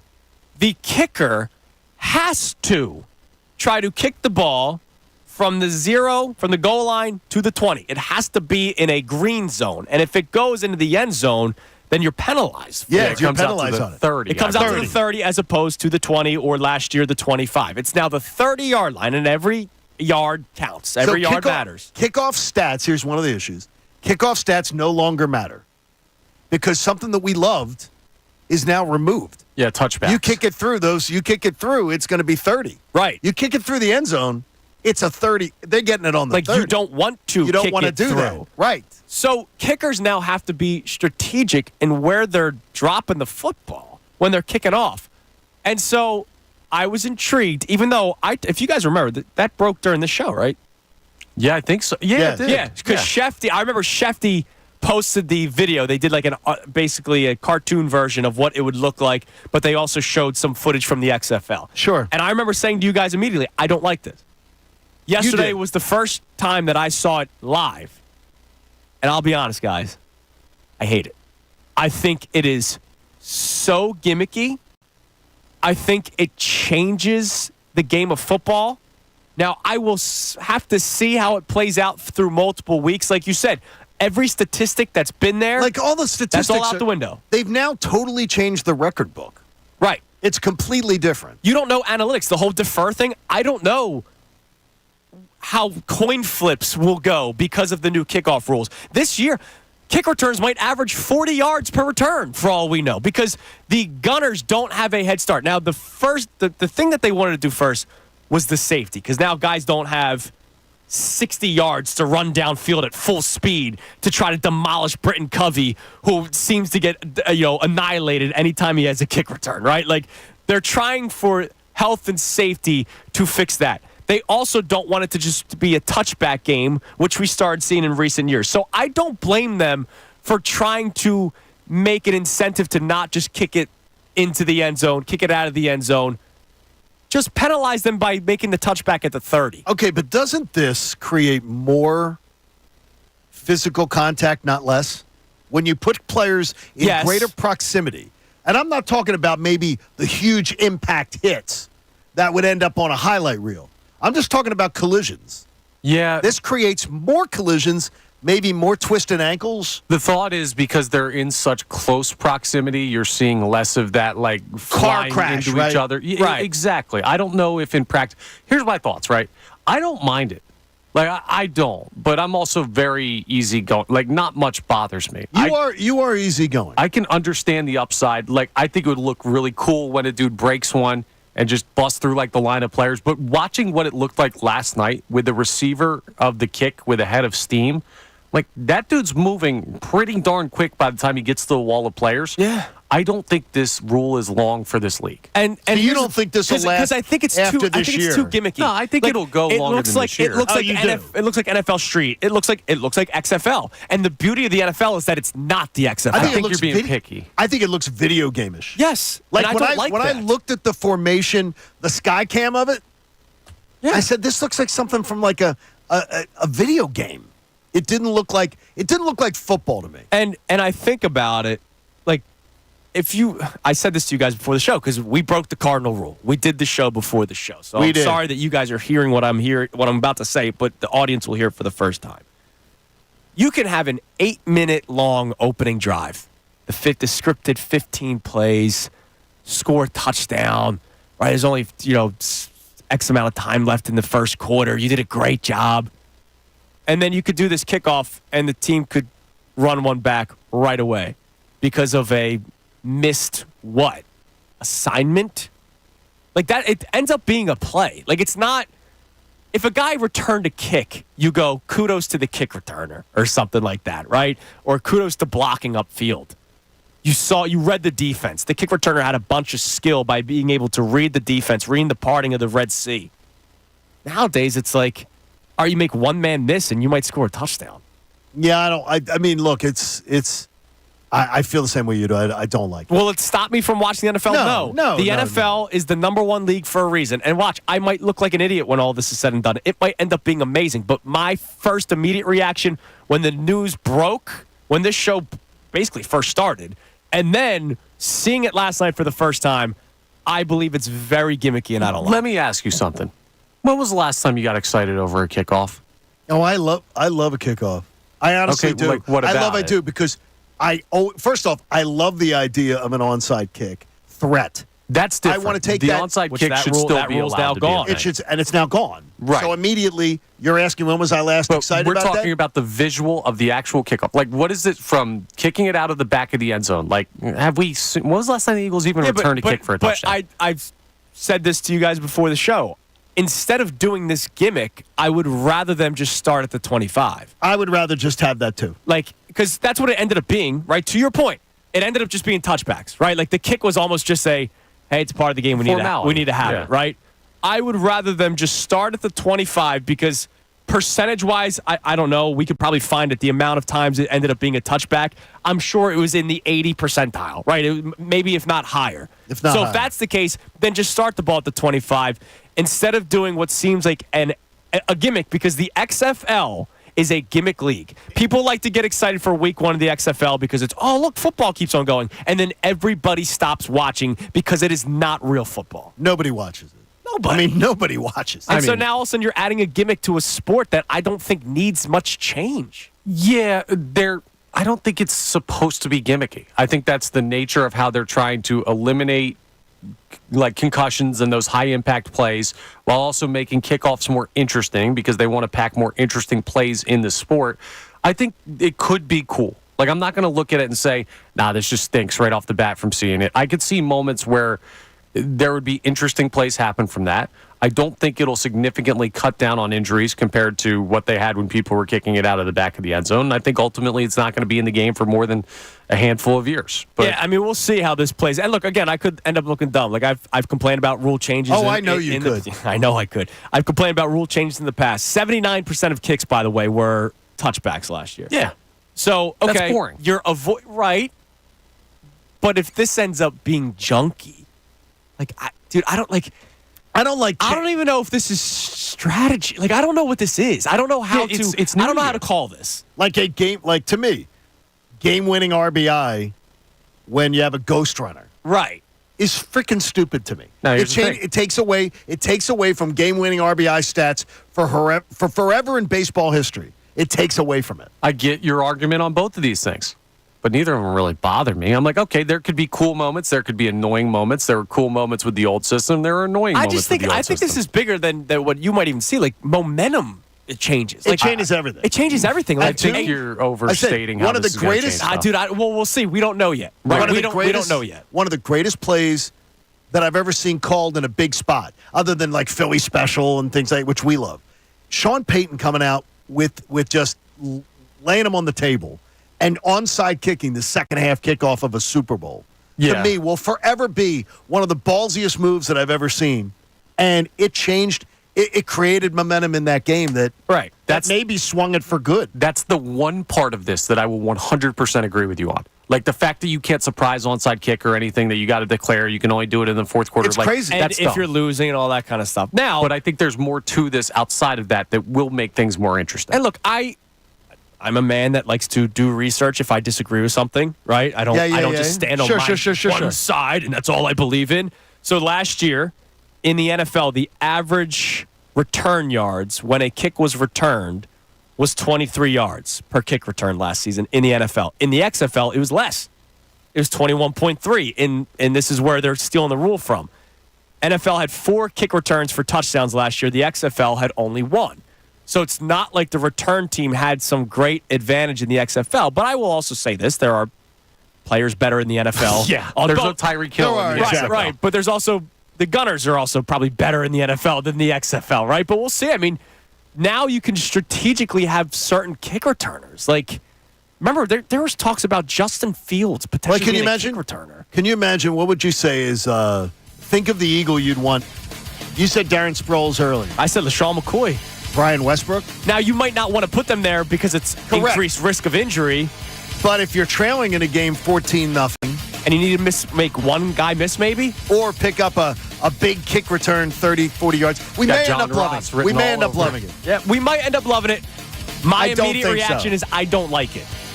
And I'm not like one of those guys that doesn't like change. Like, I don't like it. It looks Doesn't gimmicky. sound like one of those guys. Dude, no, it looks gimmicky to me, and that's something that I don't want in the sport of football. I just want football. Do we have to always be gimmicky? All right, would love to get your reaction on that and a whole lot more. You can text in, you can call in 610-632-0975. It is Kincade and Salciunas. If you haven't seen the kickoff yet, Google it and give some of your reaction to us. It's Kincade and Salciunas, 97.5 The Fanatic.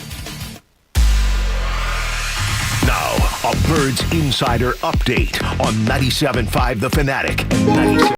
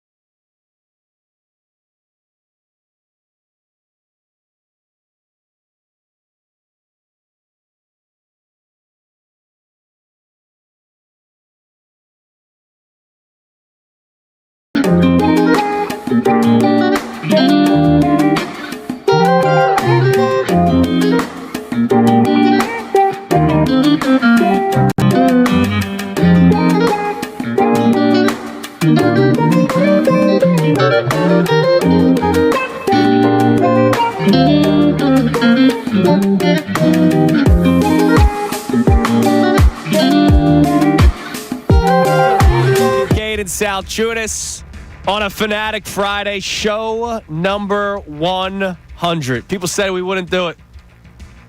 Maybe I had my doubts, but we did it. 100 shows in the books. It is August 2nd. We still have football season, so here's to another 100. How many days till the opener, Andrew? All right, so hold on. You've been telling me it's in the 30s, not 40s, because I keep on messing up. 35? Correct, because it opens on a Friday. Yes, but 34. 34 to the Chiefs. To the Chiefs-Ravens. Yeah. And I value 34. I do. I mean, I just can't wait for football. I'll to be back, enjoy man. that game. Like, dude, but, Chiefs-Ravens? Like, what a freaking That's a great start. game, Like, yeah. we're complaining about how the opening game is in Brazil against, NFC, potential rival. Thank you, Mr. Laurie. They start, and at least it's, where is it, Baltimore? No, No, it's in home. Kansas City. It's in Arrowhead. They're the Sorry. Super Bowl champs. They It's get the host. in Arrowhead. At least for them, it's an Arrowhead. But it's an AFC. Like, that's implications. Week 1? Yeah, that Week could end 1 up being the conference tiebreaker. implications? The thing is, it's the exact same thing with the Birds and the Packers Yes, that I it talked is. about. Except It it's could in end Brazil. up being a game that determines home field in the NFC title game, and we're playing it in damn Brazil as a home game. You know what's funny? I Stupid. saw something yesterday. Stupid. The Eagles, and I think this is cool of the Eagles, but I saw a great response, and What's I that? hope they hook these people up. The Eagles are going to open up the link Oh, yes, I saw for this. a viewing party, What a great idea. which I think is super cool, right? Great and I think idea. it was $30 First- for lower bowl, 35 for upper. First and second level, and then club level. Club level, yeah. Club level is a little bit more. No, I think it's like $35. I think it's only $5 more. Oh, wow. Yeah, Okay. it's not like No, 30 it's to yeah, 60. exactly. Because you're not going for the game. Like No. you're going to watch on TV. Well, no, the games are going to be on the Jumbotron, and then they're going to have other The individual giant TVs, video screens. And I think that's really cool that the link is doing that. Smart idea. Saw a great response, though. There was a season ticket holder that said, "Can I go for free, though? Because I paid for a home game." No, they didn't. Fair pay for it. point. They didn't. No, they didn't. Did that game They come did off? Not, yeah, because it's 9 home. Yeah, they did not have to pay for that home game. Are you sure? I don't know. No, You they could- did not have to pay. They did not have to pay for the Sao Paulo game. Okay. Sao Paulo game was I believe, a lottery type of thing that if you wanted to be in on it, you made No, a but like when they you paid for their 10 season they paid tickets. 10, they paid for 10 games. They paid for 8 home games and two And the 2 playoff games Correct. or And the preseason 2 games or whatever. preseason Yeah. games. Okay. So they didn't All pay. right, just making They sure. didn't pay. They didn't get forced to pay for it. Still hook them up anyway. It's would $35. I would hook No, up. no, no. I would hook up the season ticket holders. I would. I think they should give the season ticket holders a free pass, Well, I think it's stupid. that even though they that have the they're playing means it to all. probably go because they have season tickets. But I'm just saying, like I do think that's they should be able to be allowed into the building without having to pay extra money when they're already paying for season tickets. All right, so the West Coast trip for the Phillies. Yes, I can't. I'm just gonna sit back and enjoy this. I want to have a legitimate. This is a legit conversation. Like, Is it? I think. I can't wait. I think. So, the Phillies begin a West Coast trip. You just heard our man Dave from Ben Salem talk about how maybe this is the best thing for the Phillies. Get away from home, go out west, blah, blah, blah, blah. Even though I think the whole getting away from home, when you have an incredible fan base. It's supposed to be the best place in sports to play. Yeah, and they have a good home record. But I think this is actually a good thing for the fans. And here's why. 9:40, 4:10. All right, Sunday, 4:10. Monday, 10:10, 10:10, 10:10. Monday, Tuesday, Wednesday. 9:40 on those Thursdays and Fridays. And then an 8:10 Saturday night start, and then 4:10 Sunday to close out the West Coast trip against the D-backs before they return home. I don't think as many Phillies fans will be as locked in over the next 10 games, and they can only base their opinion on W's and L's. And they're not going to watch. They're not going to go through the pain of some losses. And honestly, man, compare this to the break between boyfriend, girlfriend. Let's take a break. Let's get back together in a week or two.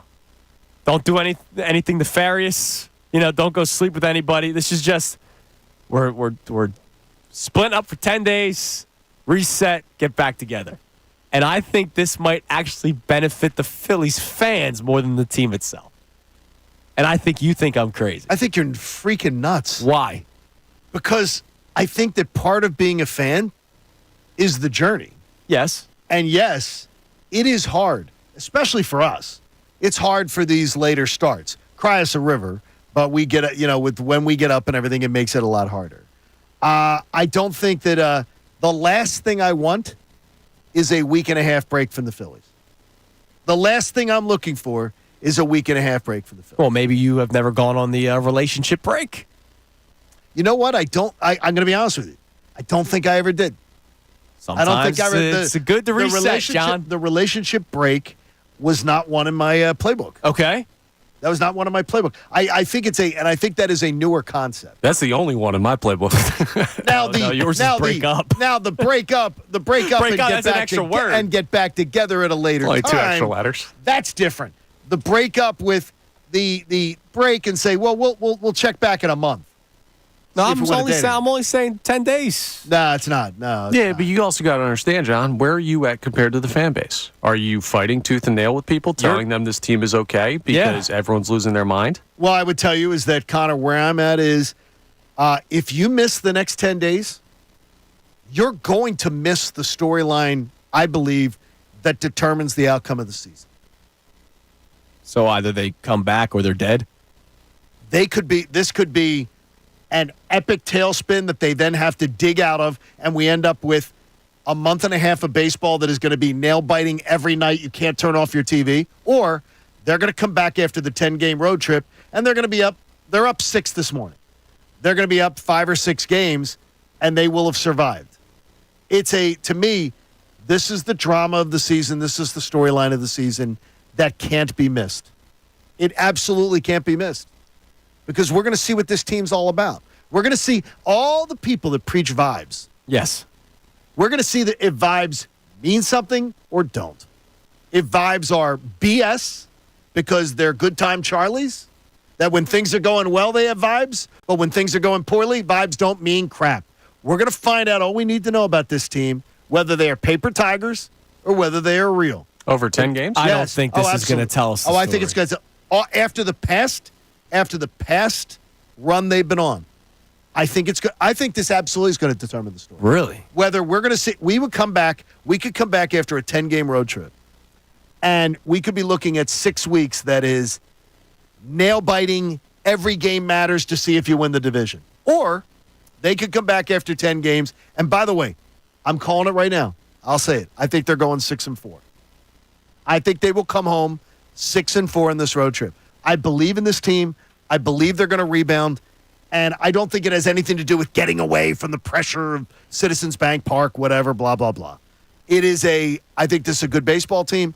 And when they come home, I believe they will come home and everybody will have a collective exhale. I do not expect it to be the fire. I think everybody will be then fired up again and excited for October. Now, here's the one thing. You're saying 6-4. It's great. So what? I do believe they're going to go 6-4. That is what I'm calling for. I think they're going to take 3 of 4 in Arizona. I think they're going to take 2 of 3 from the Mariners. And I think they take 1 of 3 from the Dodgers, which will win the season series. Correct, which is great. But people aren't going to go, at least they won the season series. If they lose 1 of 3 to the Dodgers. If they lose 2 out of 3. Then they would have won the season series 4-2. I know. You're looking at it logically.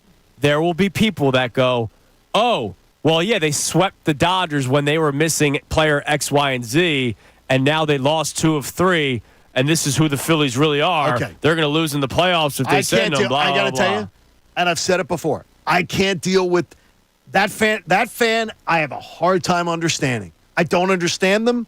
It's a block. It might be a block on my part, might be a block on their part. Don't understand them, don't understand the mentality, and I will not lose any sleep over that fan because that fan to me is completely But that fan irrational. might need these 10 days. Like, that's what I'm saying. Like, they don't need 10 days. You know what? If you need 10 days away from the Phillies in August, then you're not that big a fan. I don't know if that's true. I don't agree with that Dude, at all. people are losing their freaking minds, dude. Like, I got it. I mean, losing their minds over this team. So they're just going to go uneducated? So they're just going to stop watching them? Sometimes you need to save people from themselves. Sometimes you need to say, hey, take a deep breath. And if you can't take a deep breath by watching this team, take a deep breath by not watching this John, team. I love this job that we do, right? Yes. Love it. We get to talk sports. We love like it. We're freaking blessed. We you know do. what I mean? Like, It's I know awesome. we all worked hard to get to this spot, But it's awesome. things went in our way. I've told you I was drunk and applied to an internship and got a phone call back. I didn't remember that I did the applying of the internship. Okay? I forgot that was the story. And here I am, 10 years later, working at a job that I freaking love. Every once in a while, you need the week off, dude. I need to reset. I need to forget about sports and forget about opinions and forget about takes and forget about talking and forget about everything for That's fine. a week. I don't think the believe- same goes with sports. I don't believe in my entire career that I always tell people that do this job for a living. Take your time. I disconnect. Yes. And I am a great disconnector. I can go away and not feel the need to tweet, not feel the need to comment on everything when I'm out. And so I can do that disconnect. But I'm still saying, the Phillies win last night? What happened? Let me see the highlights. Let me see what's going on. Well, everyone's going to do that. Everyone's going to say, let me see what happened. Well, then because a lot of people are going to be in bed, right? So here's the thing. Oh, no, it's hard. 6 out of the 10 games you might be able to watch because they're on the weekends, right? And both Sunday games, one's at 4:10. And the other one's both at 4:10. Sorry, both are at 4:10. But, like, I don't know, if it's a Friday night and you had a long week of work and the game's not starting until 9:40, you might only make it a few innings. You might. Maybe Saturday night or maybe Sunday fun day. You've been drinking all day, and then you don't even make it till the final out at 7:00. Like, this might be a good time for Phillies fans who are collectively losing their minds for this team to go out west. Here's the way I look at it. Okay. Is there any way they come back from this trip and they are not still in the lead in the division? No way. They're not going to lose 10 games. Is there a way I'm not talking mathematically. Wait a minute. Is there a way that could? No, I'm saying could it happen? No. Not 6 up. But could it be? It could be tight. Could it be 2 games? It could be tight. No, I totally understand that. My argument is you're not really coming back, even in worst case scenario, you're not coming back in a much different spot than where you're at right now in a mid-slide. They're big games, they feel like, because of matchups and because they're playoff-level opponents. But if there's a time to say, okay, I need to kind of mentally reset with what this team is and how I'm going to consume Phillies baseball for the final 2-month stretch of the season, there's probably no better time to do it than this one. I guess it's different and maybe I'm being too logical. I've never had to have that conversation. Yeah, but this isn't a conversation for you. No, but I've never, I honestly, but I don't think I'm that out there. You're not. I don't think if sport, I got to tell you, if sports annoyed me, being a fan of a team annoyed me as much as it annoys some people that I observe on social media or otherwise, I wouldn't watch it. I would go, why am I being a mental case? Why do I come off like a mental case about watching a sporting event now that is ruining my life? I'm punching TVs.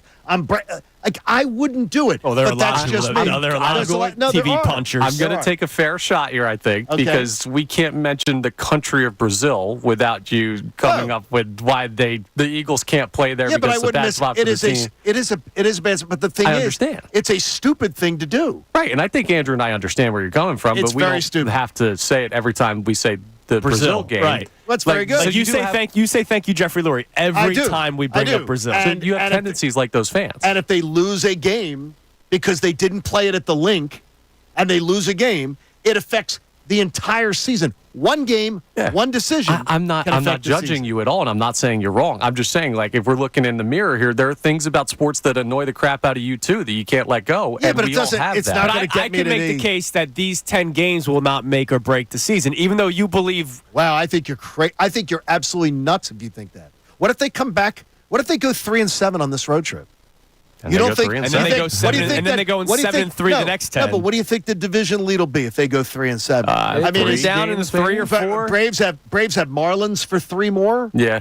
Then they're playing the Brewers at home. That could be tough. That's tough. But the then Marlins they're playing, stink. and then they're playing at the Rockies while you're at the Diamondbacks. The Rockies are no good. Right. Yeah, I mean that league could come down. This city will lose its collective mind. Yes, now and the that's thing what we're is, saying. Disconnect. Maybe. That's right, exactly. the drama of a pennant race begin. And by the way, if they go 3-7 on this road trip, how confident are you at that point that they're just, this team's so good, they're going to turn it around? I'll tell you, I'm no less confident over a 3-7 stretch on this road trip than I am right now.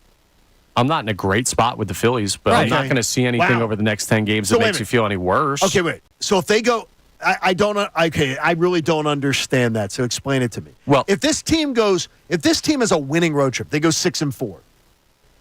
You're going to think the exact same way about the team as if they go 3-7? Well, here's the thing. I know where their ceiling is based on the talent level and what they've done, right? So that's not changing for me no matter how they play over this road trip. Like, I know that Bryce Harper is as good of a baseball player as he is, whether the team's winning or losing, and same for all the other players on this roster. Like, they may be in a slump right now, but at their best, I'm never going to believe this team's not good enough to win the World Series.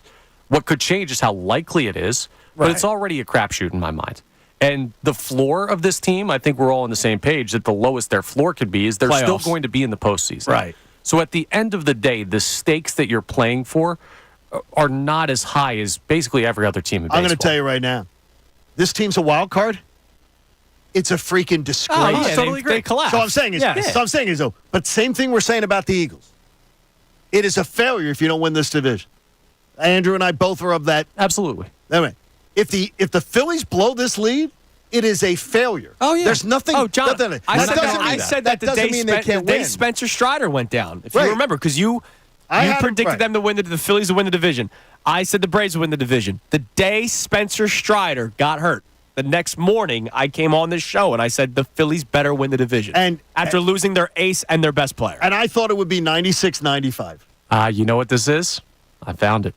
John's the one who predicted them to win the division, which I'm not saying you're wrong to do. But for Andrew and I, we did not predict them to win the division. So my while expectation was different. Exactly. Your stakes are higher for the division. Our stakes have always been World Series. You probably have a ticket, don't you? I do. That's it. And I have a ticket too. Wrong, no, I have a ticket too because you put your money where your mouth is. I didn't the last 2 years.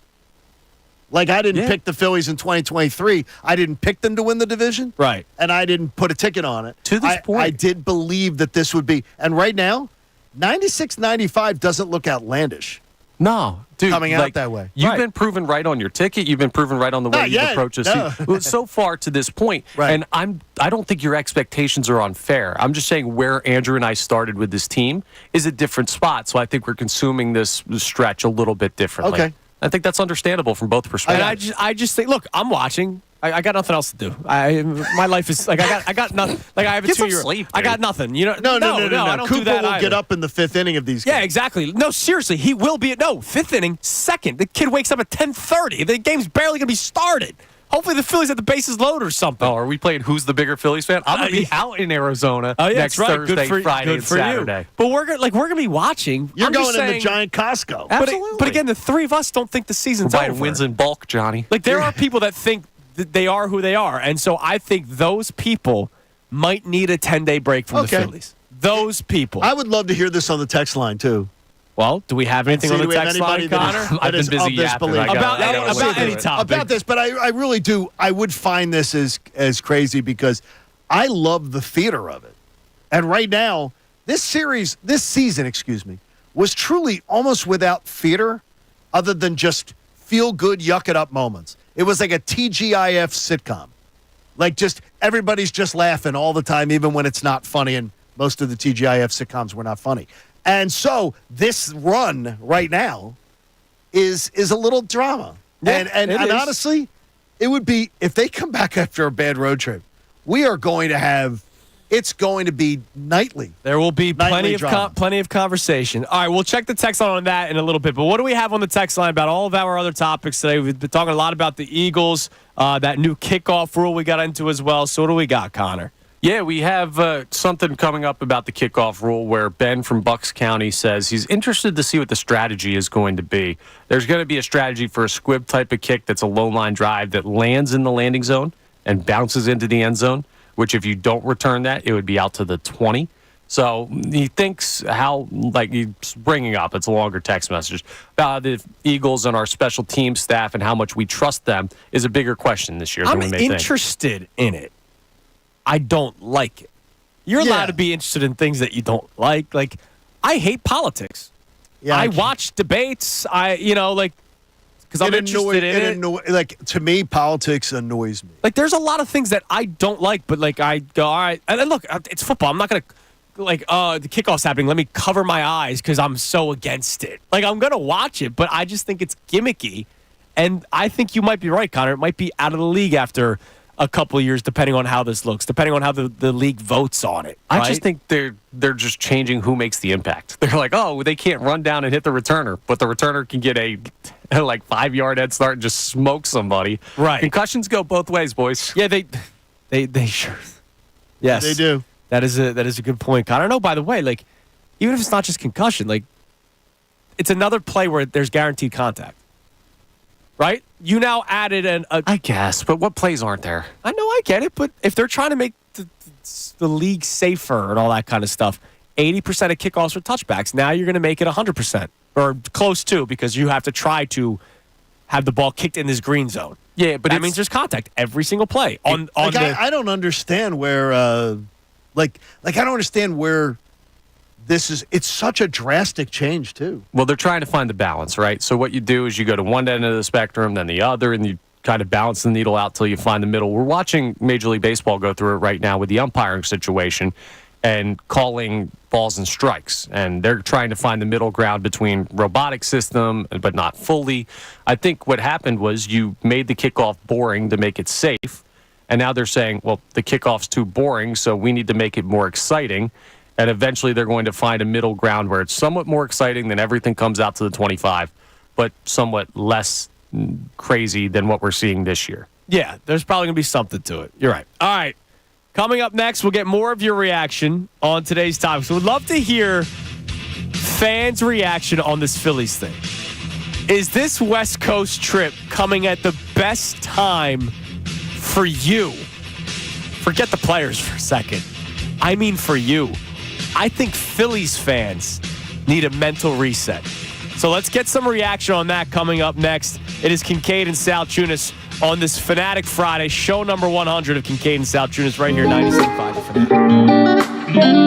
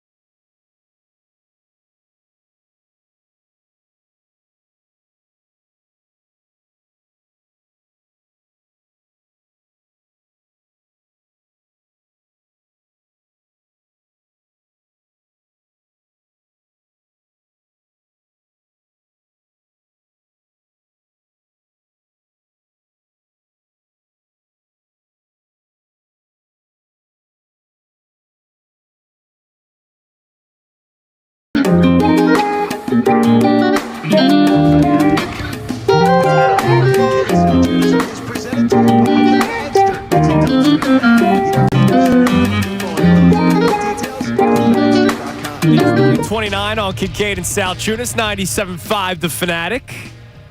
On this beautiful, beautiful Friday. Show number 100 for Kincade and Salciunas. If you missed it earlier today, we announced the return of Mike Missanelli. He will begin his show Monday, August 12th with Bill Colarulo. Bill, by the way, hosting middays today and all of next week until Mike comes back. But Bill will be a part of that show. And during... Oh, wait. Hold on a second. What? Never mind. What's the problem? I thought I had an appearance today. It's next week. Wait a minute. Good thing I got my calendar straight. Okay, I'm serious. That's like... All right, everybody. Today is Friday, August 2nd. In case you need to know. I was about to tell people, join me at the Wendy's, 2560 Aramingo Avenue. Next Friday. Next Friday. I thought it was today. Today is Friday, August 2nd. Everybody Today's the enjoy 2nd. your weekend. I was about to tell people, hey, if you're in the area, you want to try one of the breakfast burritos, which I just warmed up because we had one left over from yesterday. Oh, my gosh. Dude, I was fully prepared. I brought a Fanatic polo. You look at what I'm wearing today. I'm wearing my Hawaiian shirt. I brought my Fanatic polo to get changed into, so I looked a little bit more professional. This is partially on me, too, because I had talked to promotions about that appearance, and I'm in Arizona, which is... Oh, my God. I probably should have known, too, but I just kind of let you next flounder. week. That means my Friday opened up. All right. Jeez. Want to go get a beer? Guys are incredible. Dude, maybe. Seriously. You don't have to tell the wife and kid that you're not at Wendy's. Dude, no, it's one's at daycare, one's at work. Which one's at daycare? Trust me, I'm the one that probably needs to go to Yes, you are. You do. You don't even know your calendar. All right, what do we... Jeez. Jesus Christ. That's terrible. What do we have on the text line? Do we have anything about our Phillies discussion, about the mental reset? No? Cowards. What else do we have on the text line? And then I want to play something from Nick Sirianni that John circled in bold before the show today that I agree with you on. But what do we got on the text line? We have a lot of people still checking in on this Hurts thing with where he's ranked in the opinion of who he is to us versus who he is to the players, to the executives, scouts. Ryan in Florida checks in and says, if Josh Allen is 12 and Burrow is 31 or whatever he was, with Hurts at 15, it says his peers think he's the fourth best quarterback in the league. There will only be two quarterbacks in the top 10, and that's Mahomes/Lamar. I don't think that's outlandish, and I think that it tells his peers. You and I, Andrew, are both very big Joe Burrow fans. Yes. But we also, a lot of that has to be said, we are basing on Joe Burrow's potential. Right. Because he's injured a ton.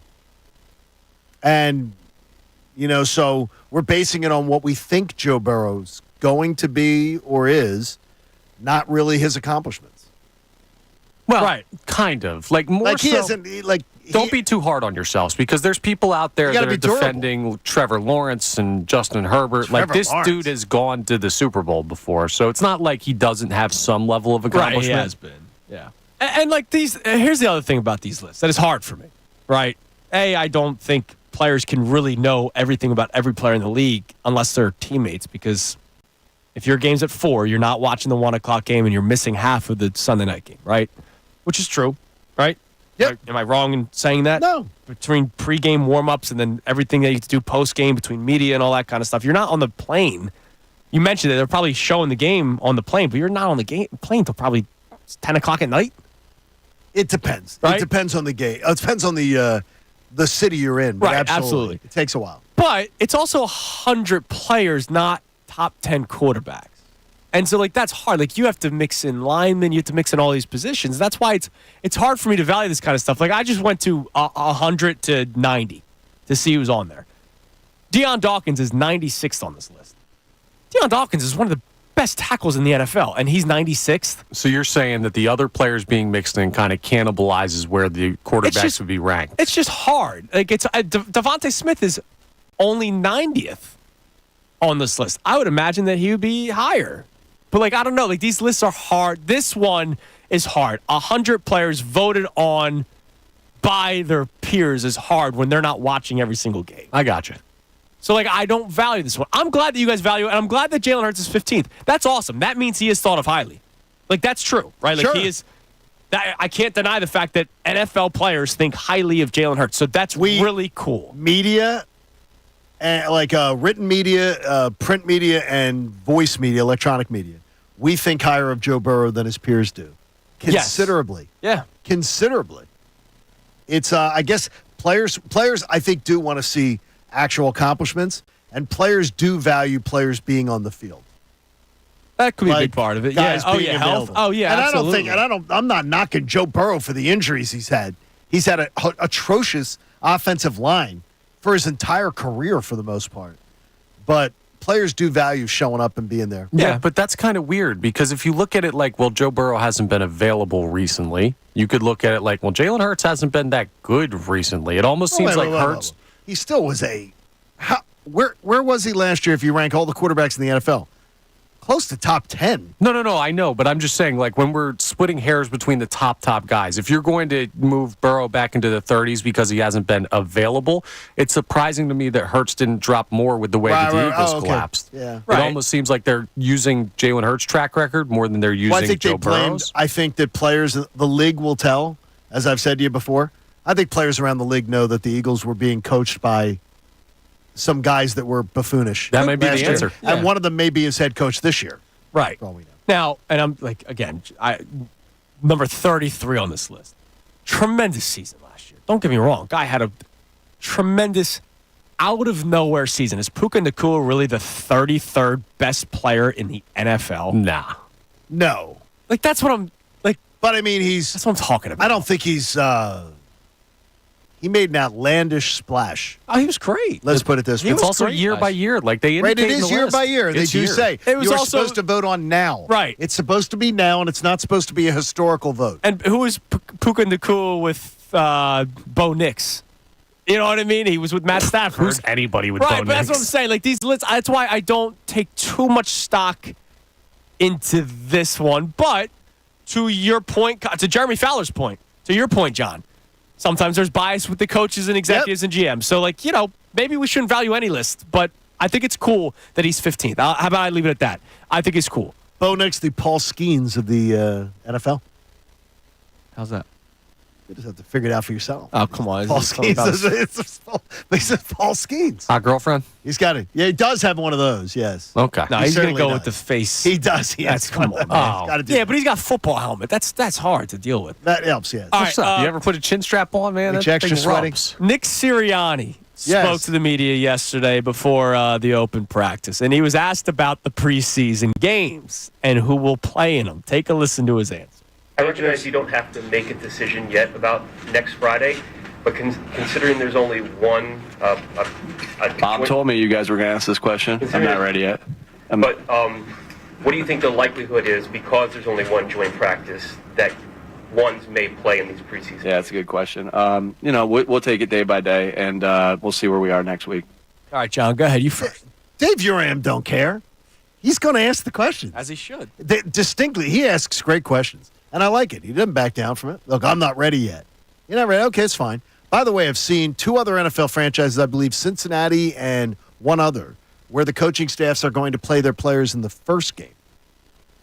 They're starters. That means there could be 28 others that don't. More than the first. I'm just interested. But there's the state secrets about how you're going to do things. It's interesting. Well, no. They already have. No. I guarantee you, they already know that answer. Okay, and you they know already what? know it. State secrets for preseason games are dumb. You're not trying to win the game. Well, that's what I'm saying. It's a state secret. It's dumb. It's dumb. You know, he already has a plan. He already knows what the plan is. For God's sakes, tell us. Stop act like you're. I don't want to give anything away.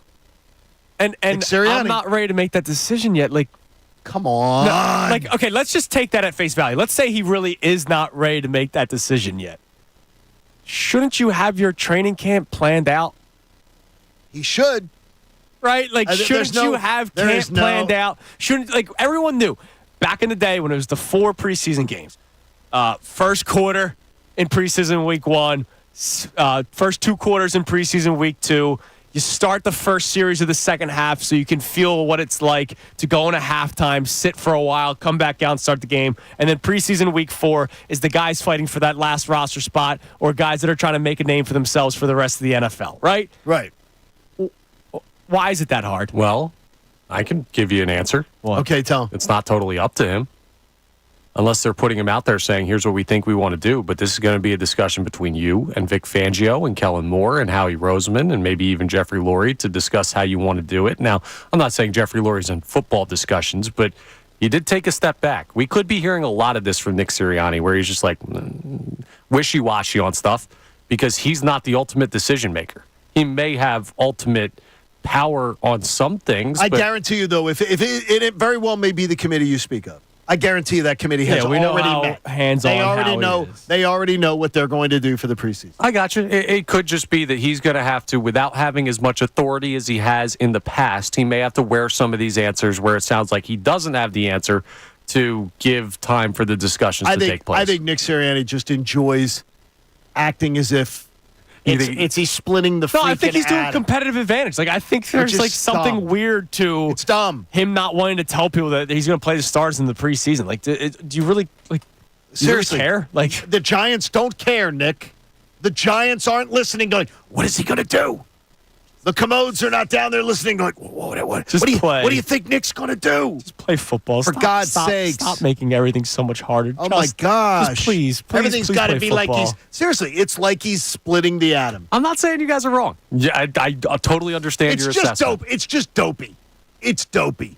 It's nothing. It's no state secret. Please stop. All right, give us one more text, Connor, for this segment. All right, we have a check-in here from Derek in North Philly who wants to talk about that Jalen Hurts comparison, how we're thinking about him compared to some of the peers. And he says, how can Hurts be so bad, but we had 2,000-yard receivers last year? Who threw them the ball? He just went off script one game, and we rip him sometimes for it, but he was a big part of why the offense stayed afloat even with bad coaching last year. Yeah, I can't completely disagree with that. Yeah, I think. Look, and we might find out this year. We might find out that it was literally the coaches last year. We may. We could find that out, and that's why I said to you it's 6:05. Seeing the highlights from open practice yesterday actually pissed me off a little bit because last year was so bad. It's not going to change the selfishness of that moment and the dumb decision of that moment, though. That was so dumb. That was pretty dumb. All right, coming up next, we will get some more text messages for you. It's a Fanatic Friday, so that means we have a question out of the hat. And, of course, it's the Kincade and Salciunas Key 3 coming your way right here, 97.5 The Fanatic. Coming Monday, August.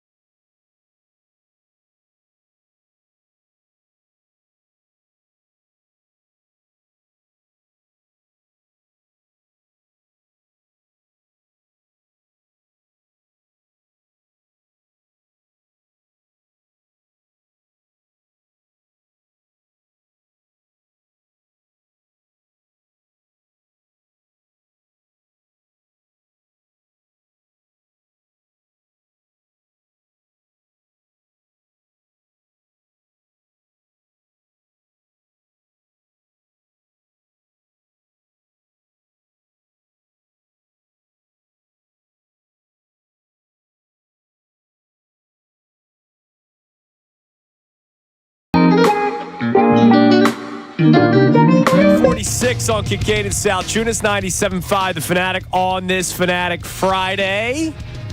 We're going to get to another random question out of the hat. Maybe that's how we'll close out the show today. But it is time now for the Kincade Salciunas Key 3. Now, the Kincade Salciunas Key 3. Today's best. So yesterday was open practice for the Philadelphia Eagles, the one and only, which I know that upsets a lot of people. You were talking about it yesterday off air that it bothers you. You know, I think it's ridiculous. Well, I say so be it, whatever. But yesterday was the open practice, and by the way, you know, Eagles fans, over 50,000 people. What we can do is react to what has been reported and what was posted video-wise, whether it's been the Eagles website, our man E-Rock, who had a bunch of great footage. All I can say, that offense, it was our first time to really get a chance to see what Kellen Moore does. Oh, my God.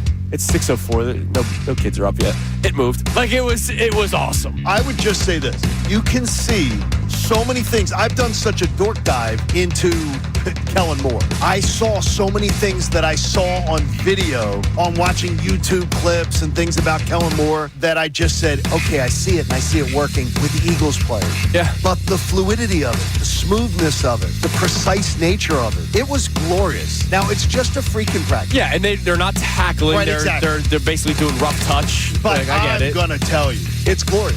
Can we have another person answer that question? I mean, yeah, I'm good on it. I don't want to tell the my time parents he got in being mad at trouble me. with his parents. Hey, Mike Missanelli. What? What's the What'd you just most say? you ever got in trouble with your parents? Am I on? What did you Mike. just Is this thing on? You just threw to Mike Missanelli. Yeah, it's a good sports talk show I host, look too. over here and go, Yeah, what am I doing here? Hello, Michael. Hello, guys. What's Welcome happening? back, dude. How are you? So the key card worked. It did work. The key card works. Yes. You're back. Mike Missanelli. Just when I is thought I was back. out, they bring me back in.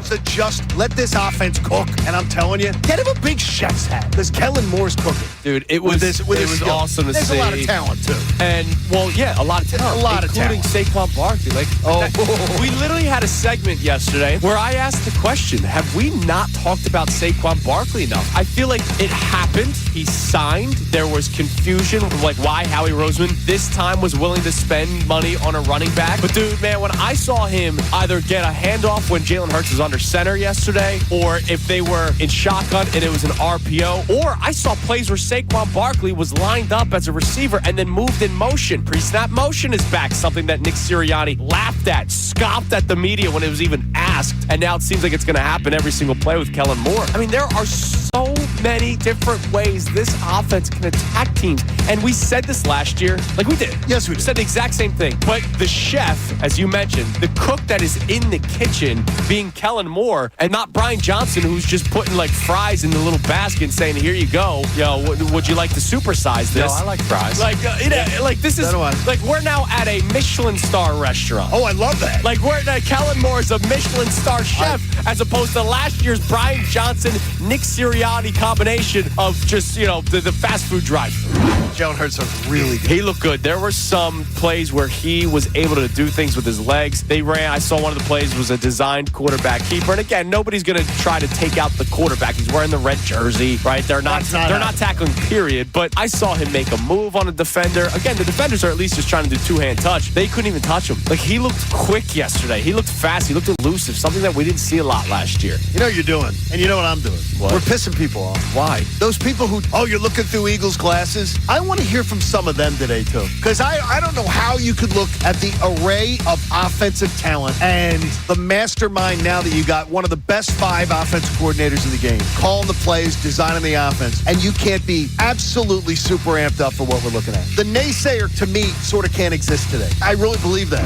I was here for 15 years and started out as WPEN AM, and then we made the transfer to FM, and we became a viable station. You did. The station near and dear to my heart, obviously. And the way I look at it now is that in my last contract, I had a 2-year and 3-month vacation. So I'm ready to return to... August 12th. You start, you, Bill, and Ray. We can't wait for it, man. Welcome back. August 12th. This is really cool. It's like a new beginning, man. Your vacation's ending. I got to be honest with you. It feels a little surreal. All right, there's the Kincade Salciunas Key 3 best minutes from today's show, and you heard the voice of Mike Missanelli in it, as it is announced today that he will be returning to the Fanatic Monday, August 12th, with Bill Colarulo and Ray Dunn, the Mike Missanelli show. It's going to be pretty cool, man. I think it's a little nostalgic for people. Yeah, I'm sure, man. Bro, it feels weird even for us. Like, it feels, I haven't heard his voice in so long like that. It's just, well, you heard good to have him back. 2-year, 3-month vacation. Yeah, I know. It doesn't seem like he's been gone that long. It doesn't. To me. No. But he was one of the reasons that I wanted to come to this radio station. So I'm glad that Mike is getting the chance to write another chapter, another final chapter. Yes. Here at 97.5. That's really cool. All right. Before we get out of here, it's a Fanatic Friday. So normally we do questions out of the hat. We've been getting into so many different discussions that we haven't gotten to many. Give us one more, Connor, as we close out today's show. All right. We got one here. Let me unravel This better be a this. good one because this is show number 100. You're closing out show number 100. Good. Wow. Well, 100. We got a divisible by 10 number in this one. You can pick a parade, but we are only getting one in the next decade. What do you pick? For the teams in this city? We're getting a parade. This is my you could question. pick like the 4th of July parade You're if you getting wanted. You're getting one sports I was saying parade, team. but only one in the next decade. What is it? See, like this. I hate these questions. You can only choose one. Sixers. Phillies. Sixers. And Wow. and my reasoning is I've seen 2 of the 3, and the Sixers, I've gone through a lot. Okay, now remember, it's the next decade. Yeah, I know. I mean, that's why I hate these questions. So that means the Harper era ends without a parade. I know. It's horrible. I know. That means All these great offenses that we're excited the for. A.J. Brown era ends without a parade. That means Harper's getting a 30-year extension after this season. Yeah, that's right. so He he'll is still be asking around. about one. I think that, especially after the last month, I think it's going to be the same answer that he got this year. Dude, come on. I think it's going to be the same answer. He's got 8 years left. Don't I know. freaking ask for an I extension. know. We got a minute and a half. Let's For save this God's one before we sakes. have a little more time. But yeah, I would go Sixers just because, look, I mean. Well, I'm shocked at your answers. I am. You know how I am with the process. Like, I got you. and I've said this from jump as somebody who was a pro process guy, John. And now You were a cosplayer. Were you one of the cosplayers? As a pro process guy, I needed to see 2 titles because my college years, when I get to watch sports with my buddies to whatever time, just drink and all that kind of stuff, it wasn't really worth watching the Sixers. I just did it because I got free tickets. But at home, were we really watching many games on TV? No. I need to feel vindicated that it worked. Now, I'm not going to get 2, I don't think. Damn it, do I need 1? Okay. I get it. I've seen the one because, again, you not having seen the one takes it off the list for me. I can't have this era of Phillies baseball just be about coming close a couple times. Oh, I agree with you. I mean, that's why this question's hard. I want to see a parade. It's them easily if we had seen a Sixers parade, but unfortunately we have not. Right. Yep. All right, go ahead, Johnny. Support life-saving cancer research. Do it, please. Join Davis CPA Group, Ron and his gang, and make a donation to the American Association for Cancer Research. You can do it at 975thefanatic.com/AACR. I'm living proof cancer research saves lives. All right, that'll do it for show number 100. We made it. John feels so proud of himself that he's taking off for show number 101. Yeah, I'm going to hit so big at Parks today, I might not come. All right, well, just give me a heads up, okay? I'll text you. So you'll be back on Tuesday. Connor and I will be here on Monday. Everybody have a great freaking weekend. Enjoy yourselves. And I guess I'm not going to Wendy's on Aramango Ave right now. Maybe I'll just go to my local Wendy's close to my house. I'll tell you about my appearance